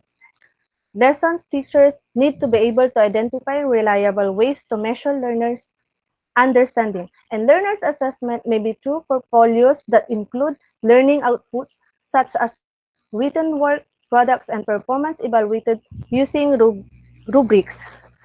So, malilinawan po kayo dyan sa assessing of learning dahil i-discuss po yan ni Madam Isa after ko po. So, lesson plan should embody the unit of instruction and assessment. This means that you need to communicate to learners what they are expected to learn, involve them in assessing their own learning at the beginning, during, and end of every lesson, and use data from their assessment to continually adjust instruction to ensure attainment of learning outcomes. So, yun po yung under key component 3, assessing learning. Ipa-flash ko lang po yung activities ng under policy guidelines at distance learning.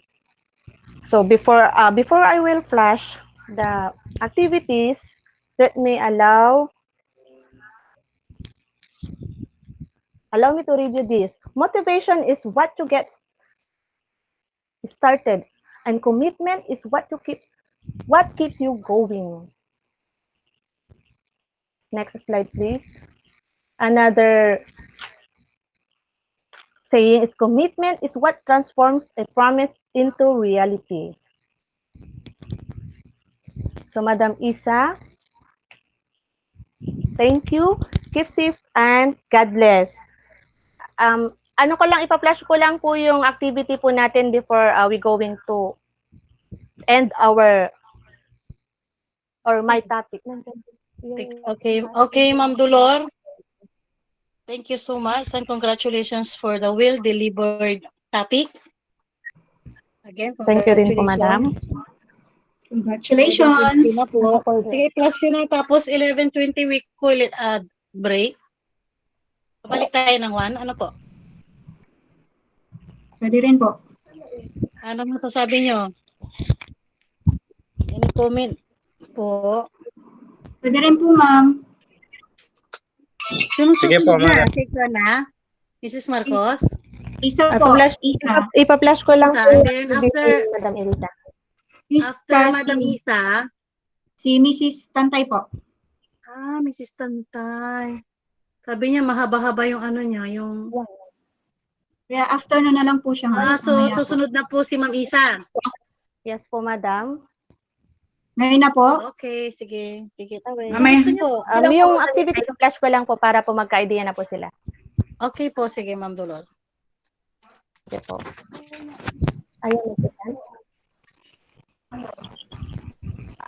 Sige. Ayaw niya. Presenting, sabi niya. Pero hindi pa nagpo-present. Wala pa. So, dahil sa wala pa. Okay, so, di bali na, may ano naman po tayo, soft copy naman po yan. Pwede po natin i-browse. Kung may katanungan po kayo, feel free to ask. Para po makamove po na tayo sa next discussion po natin. Again, once again, thank you and God bless. Okay, congratulations. Thank you, Madam Dolor. Okay, next discussion is Mrs. Dalisa Rivadenera Cachilar. The continuation of designing lessons, assessments, and the different modalities. Okay, Mrs. Cachilar.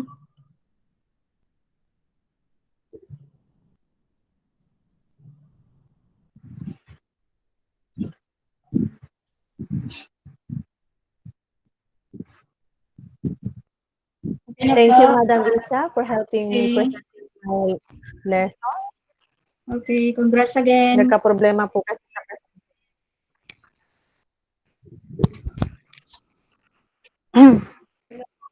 Good morning and good morning pa rin.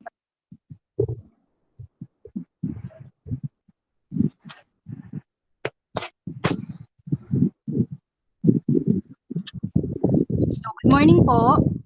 Good morning. Good morning. Okay.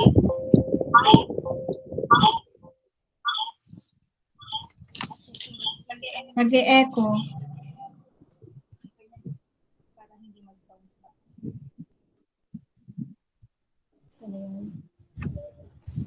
Wait lang po. Nagbabas. Okay po. Maganda may echo. Sa wala. Pagod na po yung internet natin. Okay na. Okay, so mabilis lang po ito. Pagod na si iWorld.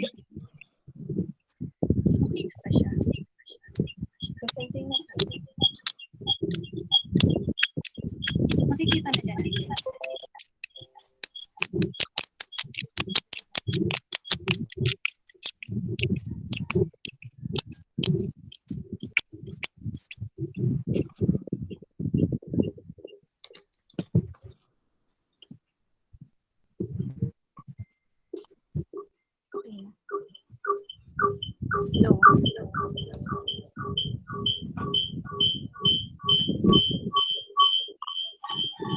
Okay na po ba yung screen? Nag-e-echo lang po.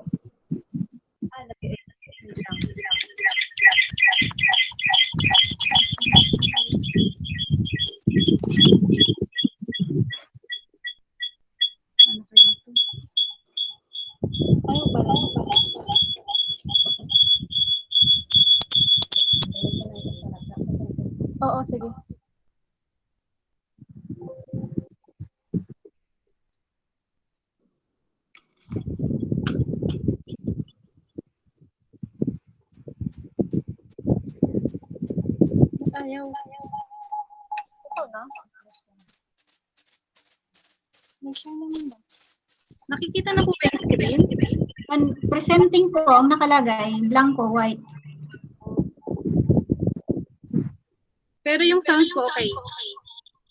Okay po yung sound pero nag-e-echo. Ay. Patayin ko yung sa cellphone ko. Okay. No. Okay na. Wala to the same. Presenting siya, pero blank pa rin. Bakit ito bunga po? Wala. Huh?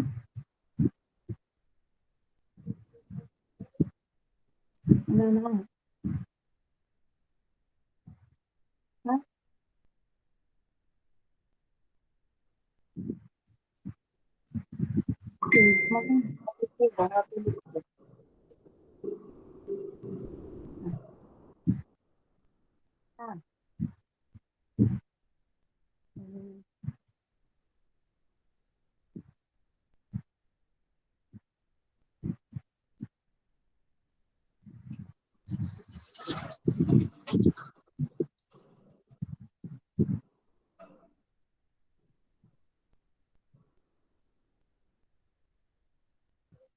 Hello. Hi. Hello. Ako Hello na po. rin kimal na maong sukin ko may sound Madam, ko di pa kasi po sila nag-start? pag may tatawag, hihina yung sound. Ayoko mag-out tapos magjo-join. Kaya nga itututok ko noong. Kumusta Misa? Kumusta ka?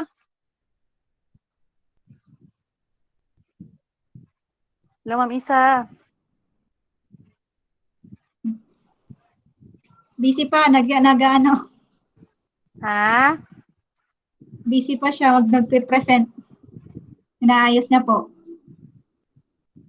Yan ang one of the problems we encountered in this kind of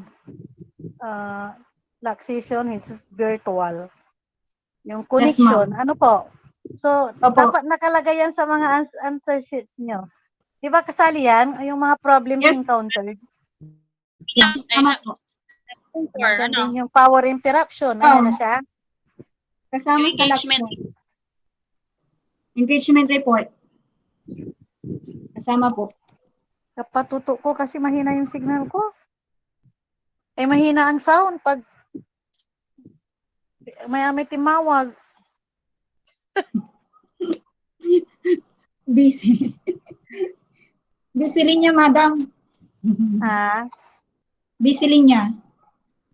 Easy, may talante pa.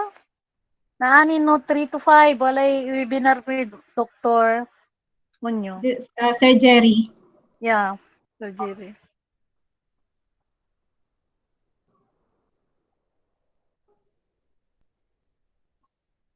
Anong Basta, problema Ma'am kay Isa. Ma'am Isa kaya?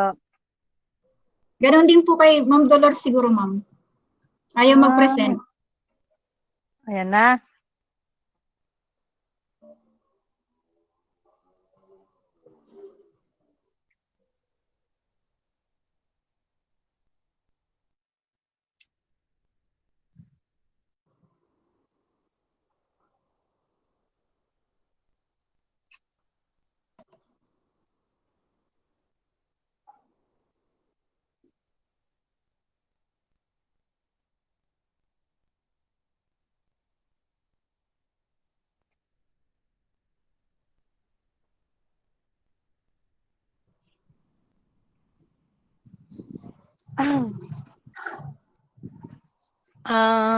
Habang naghihintay tayo kay Ma'am Isa, remind ko lang po yung mga books. Na-retrieve niyo po ba? Na-retrieve niyo na po ba yung mga books natin? Hello po. Okay na siya? Okay na po ba yung sa Ha? Okay na po yung sa sounds? Opo, naririnig na po. Yung sa screen po eh. Meron na rin pong screen. Yung you're presenting to everyone. nakikita na po. Pero yung slides po, hindi. Wala pa po yung slides po. Na-retrieve niyo po ba yung mga books? Na-retrieve niyo ba, na po ba? Ma'am, yung iba. Kasi Yung iba po, we madam. will distribute that also, even the new ones. We need to distribute the books.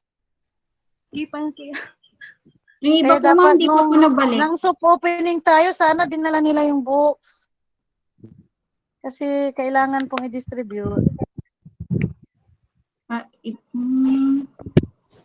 Di-distribute din po yung kasama po ng modules, ma'am. Opo, kaya yung aklat po, kasabay na po. I-distribute natin yung mga bagong aklat. Okay po.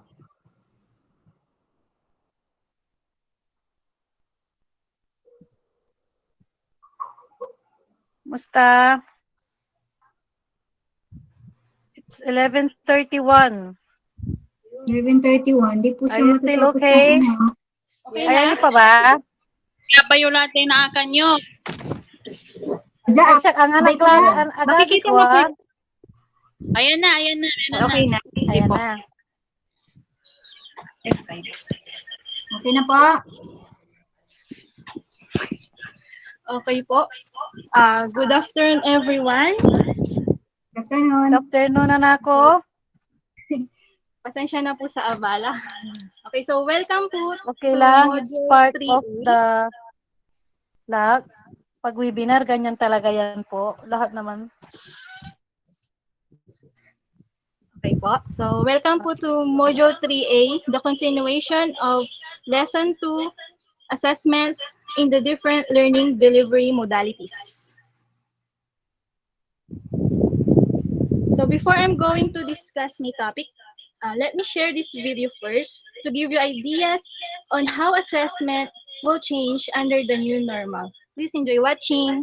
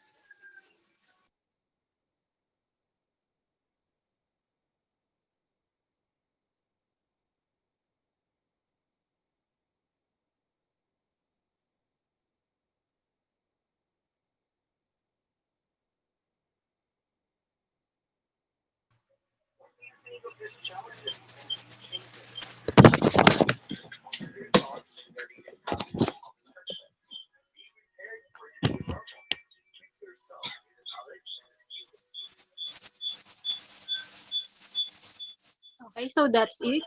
So those are the 5 changes that we encounter under the new normal. Next slide, please.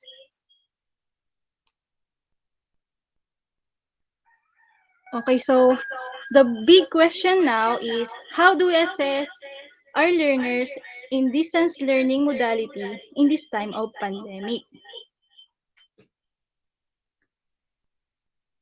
With the new normal learning modalities to be used in the school year, it is vital to utilize strategies for the assessment of learning that may work best for teachers, learners, and even for parents. Next slide, please. Since assessment is an ongoing process of identifying, gathering, organizing, and interpreting quantitative and qualitative information about what learners know and can do, this is under DepEd Order Number 8, Series of 2015, or the Policy Guidelines on Classroom Assessment for the K-12 Basic Education Program. So you can use or browse this later as a guide in answering the activities in this lesson. Next slide, please.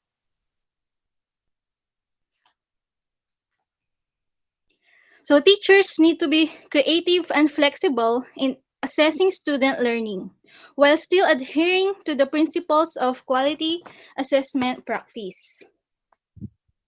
So alam po naman natin na ang learning cannot go without assessment. O hindi ito pwedeng mag-stand alone kung walang assessment. So paano po ba natin i-assist ang ating mga estudyante, lalong-lalo na po ngayon sa panahon ng pandemya, wherein wala pa pong face-to-face kung saan ang ating mga mag-aaral ay nag-aaral sa kani-kanilang tahanan. So in order for that,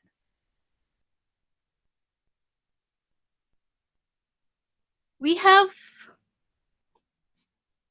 pakabalik po dun sa next slide, sa previous slide. So in order for that, teachers need to be creative and flexible in assessing student learning while still adhering to the principles of quality assessment practice. So paano po ba natin, next slide po. So paano po ba natin bibigyan ng grades ang ating mga estudyante? Kung sa tahanan po sila nag-aaral o kung susundan po natin ngayon ang mga new normal learning modalities sa panahon ngayon ng pandemya. So to understand more, we have here the two types of assessment. The formative assessment and the summative assessment. Next slide, please. In formative assessment, the process within the teaching and learning instruction that aims to improve instructional practices and track learners' progress.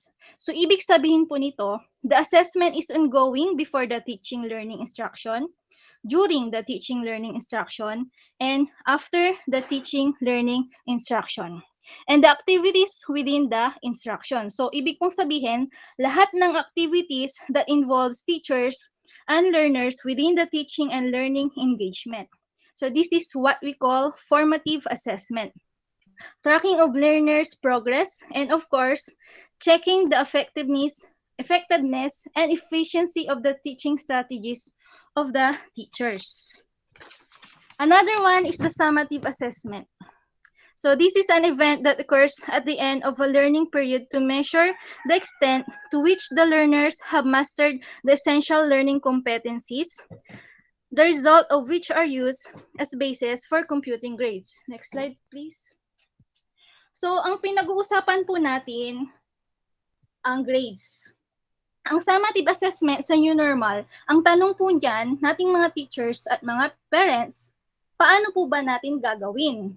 So, ano po bang methodology ang pagbibigay ng summative assessment sa ating mga estudyante? Or yung learner's assessment delivery method. So, kanina po na-discuss na po sa lesson 1 yung different learning modalities. So, dahil si public schools po ay gearing towards distance learning, pag-uusapan po natin kung paano ang teaching and learning engagement assessment and how it is going to deliver to our learners. So, how do we render formative assessment? So, to our learners, answering worthwhile tasks when answering their modules or activity sheets. And also, teachers taking account or noting down learners' progress during consultation. And may watch learners online for assigned performance tasks. And may receive pictures of learners' daily activities as a form of progress. Slide, please. On the other hand, summative assessment is also provided for our learners even at this pandemic of time. Sometimes we call it as summative assessment as quarterly assessment. So quarterly assessment, we can provide it into written works like open book exam, which learners must complete independently at home using resources they have access to, and be returned within a specific period of time. Ma'am Isa, question po. Ano po yon? Are you sure na the pupils will be the one to answer independently? Paano natin ma-assure na they are going to answer independently? By ano po, with the help of the parents po, guidance, yung parents po as facilitators. So, the parents will not give the answer, yung isubudan, di? Yes po. Ano po, bali si parents po, mag-guide lang po sila dyan. Nasa ano lang po. Okay, so, kumuno man niya, amin, awa. On, madam. Bali yun, Okay. yun po yung ano, yung nakikita nating problem. Baka si parent na po yung sasagot. Kaya po si teacher, ang gagawin po is, ifa-follow up po natin sila through messenger or through text, tawag, gano'n po. Or they can send pictures po. Siguro natin, maraming with honors. Di ba? Sige lang na ako, continue. Okay na po. Okay na po. Okay, so next po, in summative assessment, learners must be involved in making decisions about the summative assessment tasks to pursue and the deadlines for completion. They must also be allowed to demonstrate their learning in various ways using any resources available to them. Paano po yun? Kasi printed, most of our pupils will be using printed materials, di ba? So, and performance tests must be designed to provide multi-step opportunities for learners to apply at what they are learning at home. So, assessment and feedback may be given via text message. Ito po yung nasabi ko kanina. Or email or digital learning management system. Example, the Google Classroom and Microsoft Teams. So, ito po yung sa online. Yung mga mag-online po. Next slide po. So, we have here the learner's assessment in the different delivery methods. So dito po natin makikita kung paano po natin i-assess yung ating mga pupils. So pagdating po ng online distance learning, yung nasa kaliwa po, in order for the assessment to process the learners will submit their outputs online. So learners comes Anak to ko, school. speaking of that online class, mayroon tayong online. Opo. Sinong magtuturo? Yung advisor ba? Siguro, gano'n na lang gagawin natin. Yung concerned advisor will be the one to hold that online class from grade 4 to grade 6. Ano po, mga kasama? Paano kung Okay lang tatlo lang po, ma'am? Okay lang. Halimbawa sa akin, ma'am, sa grade 6, tatlo lang ang nailagay sa online. Kaya nga po kaya napoproblema, hupay mambangat. Kung na lang, siguro, salitan. Dapat mambangat kilang amin, online, 4 to 6. Siguro pwedeng ganun. Ano masasabi nyo? Bali, online tayong 26. Sige, continue anak kung we Okay will. po, continue po.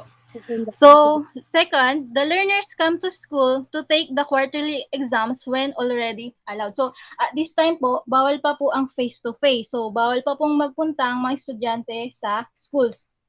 So, the learners take their exams online. Maaari lang po silang magpunta sa schools kung pwede na talaga. And then kung safe na. And then, if ever na dumating na yung time na safe nang magpunta sa school, the parents may choose kung papayagan ba niya or hindi yung kanyang anak. So kung ayaw po ng parent, so choice niya po yun, okay lang po na si learner magte-take po siya na exam online. And then, the materials, we have e-modules, e-resources, and education platforms. So sa modular distance learning naman, ito po yung sa atin, yung nasa right side. So learners come to school to take the quarterly exam. So take note po pag pwede na pong mag face-to-face. Doon lamang po sila pwedeng pumunta sa schools. So pag hindi pa po, parents are to submit completed works and receive feedback from teachers. So dapat may follow-up po tayong mga teachers kapag sa mga exams po nila. And modules and other learning resources are brought home. So ito po yung malaking problem po natin kung si estudyante po ba talaga natin ang magsasagot. So dapat from time to time siguro follow up na lang po natin. And then next slide po. So ito naman po, blended learning model with the features of face-to-face plus modular or radio-based instruction or the TV-based instruction. So learners go to school to submit their outputs and receive feedbacks from teacher. Learners take the quarterly assessment in school. So ganun din po ulit pag okay na pong pumunta. And then modules and other learning resources are brought home also. On the other hand po, pagdating naman po ng blended modality na ang features ay modular distance learning na combination of face-to-face and online, learners go to school at most twice a week just to take written work or performance task or quarterly assessment. So the materials are e-modules, e-resources, and educational platforms. So next po. So, kung makikita niyo po, ayan po yung activity 5. In this lesson, ito po yung activity na ating sasagutan. So, magre-refer lang po tayo sa DepEd Order 8, Series 2015. Then next po. Ayan din po. Same with activity 6. Next po. Okay, so to capture evidence of learning, so ito rin po yung isa nating gagawin para makita natin kung may learning talaga, kung natututo po talaga yung ating mga estudyante.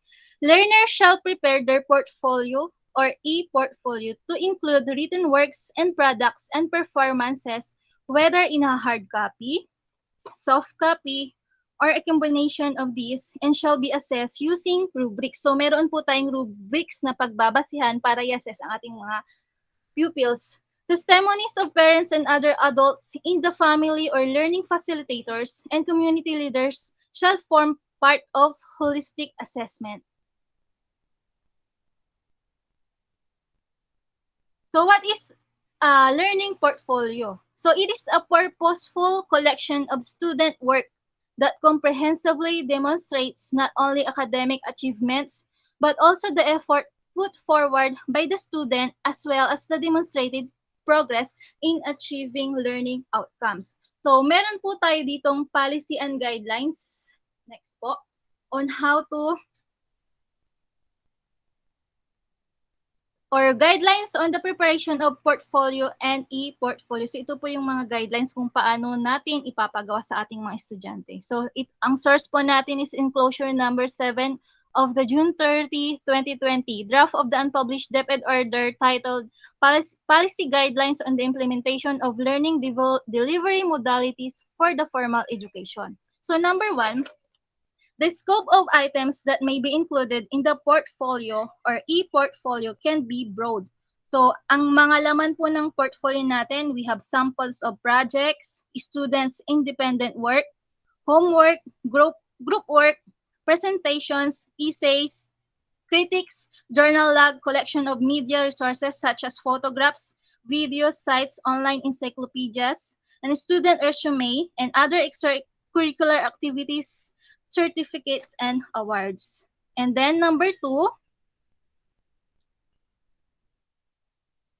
next po.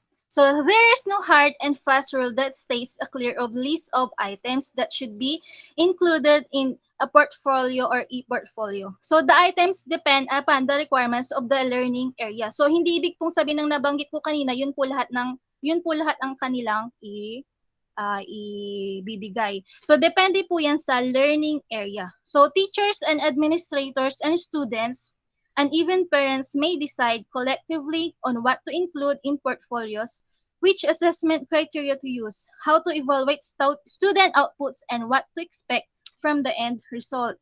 And then number 3,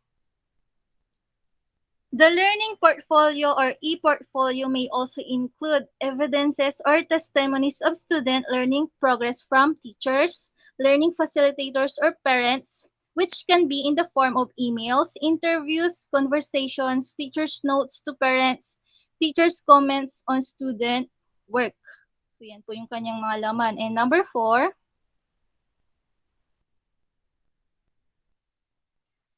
so remember that the fundamental principle in making portfolio is to collect, select, and reflect. So the following should be established before asking students to make their portfolio. So ito po yung ating sasabihin sa mga students, ano ba yung dapat laman ng portfolio o bakit nila ito kailangang gawin. So una, explain the benefits of portfolios or e-portfolios to learners and parents. So dapat explain po natin iyon, and then establish clear expectations, show models of successful portfolios or e-portfolios, scaffold students' learning, and encourage self-assessment through their work samples, tie portfolio, e-portfolio to assessment, make it social by allowing their learners to view and comment on others' portfolio or e-portfolios. And number 5, teachers are advised to direct the learners in producing showcase portfolios which must be submitted after a certain instructional period. Examples, during quarterly or semesterly. Showcase portfolio is a limited portfolio where a learner is only allowed to present a few pieces of evidence to demonstrate mastery of the most essential learning competencies or the MELCs. Number 6, for synchronous online learning naman po, teachers give enough time for learners to prepare, research, and submit outputs within these schedules and time frames. So, the outputs included in portfolios should be presented, discussed, and submitted in the online class. So, for asynchronous online learning, teachers allow learners to work on their outputs at their own time. The latter will submit the portfolio or e-portfolio within the schedule that the teacher set. And number 7, so the learner should create the portfolio with this basic parts. So ito po yung mga basic parts natin. So we have the cover page, the table of contents, the portfolio entries, or the selected works or outputs with descriptions and comments, and the feedback of the parents or the guardians. Next slide, please. And number 8, for e-portfolios, the learners may submit or store and manage their portfolio via file sharing programs, for example, the Google Drive, or they may submit the actual soft copies of their work saved on the CD, DVD, or USB flash drive. And for portfolios where students' works are in hard copies naman, or physical forms, they may be handed over the teacher by the parents for the learners on distance learning or by the learners themselves if they are on the face-to-face or blended learning. So si e-portfolio, isasubmit po nila through online via Google Drive. Si portfolios naman, yung hard copies, pwede po nila itong ipadala sa kanilang mga parents pagka i-retrieve or dadalhin po yung kanilang modules. And number 10, because portfolios or e-portfolios require a significant investment of time and energy from learners, it is important that it will be carefully assessed to contribute substantially to their grade. So more importantly, it has to be established as part of the learner's reflection of his learning progress. So dapat ilagay po natin yung kanilang scores doon para makita po nila kung ilan yung kanilang nakuha. And an example of grading, ito po, meron po tayong example of grading rubric for portfolio assessment. So it is letter A, an excellent portfolio is characterized by comprehensiveness. It meets the main criteria on material selection, the level of reflection, use of multimedia and navigation. The content of the portfolio shows students consistent effort and significant progress toward achieving desirable learning outcomes. So the content and design of the portfolio demonstrates quality, creativity, originality, and ingenuity. The navigation is clear and intuitive. So ito po yung sa excellent portfolio. Then next,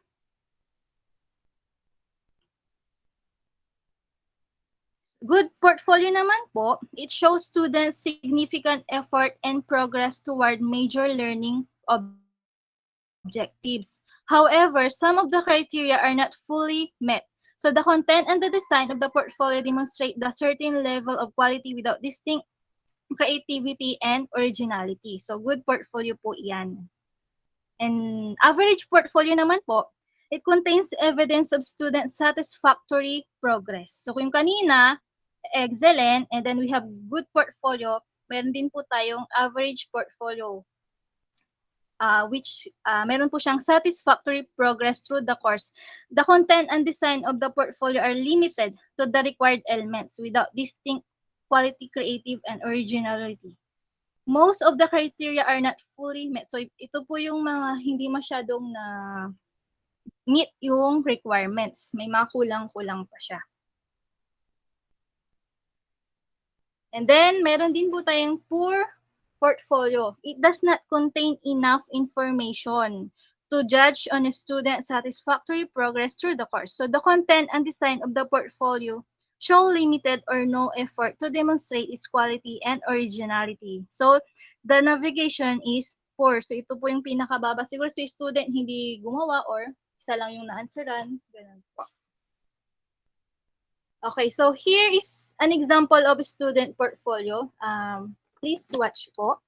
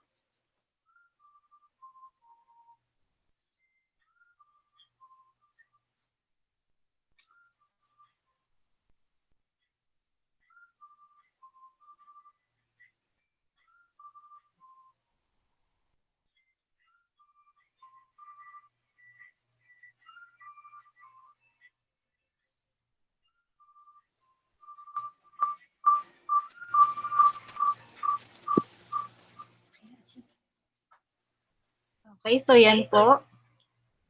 And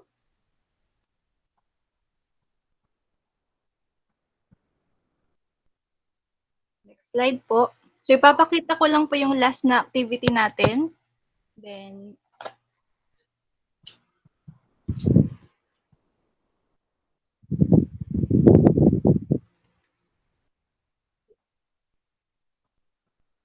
okay, so for activity 7, ito po yung ating sasagutan about portfolio.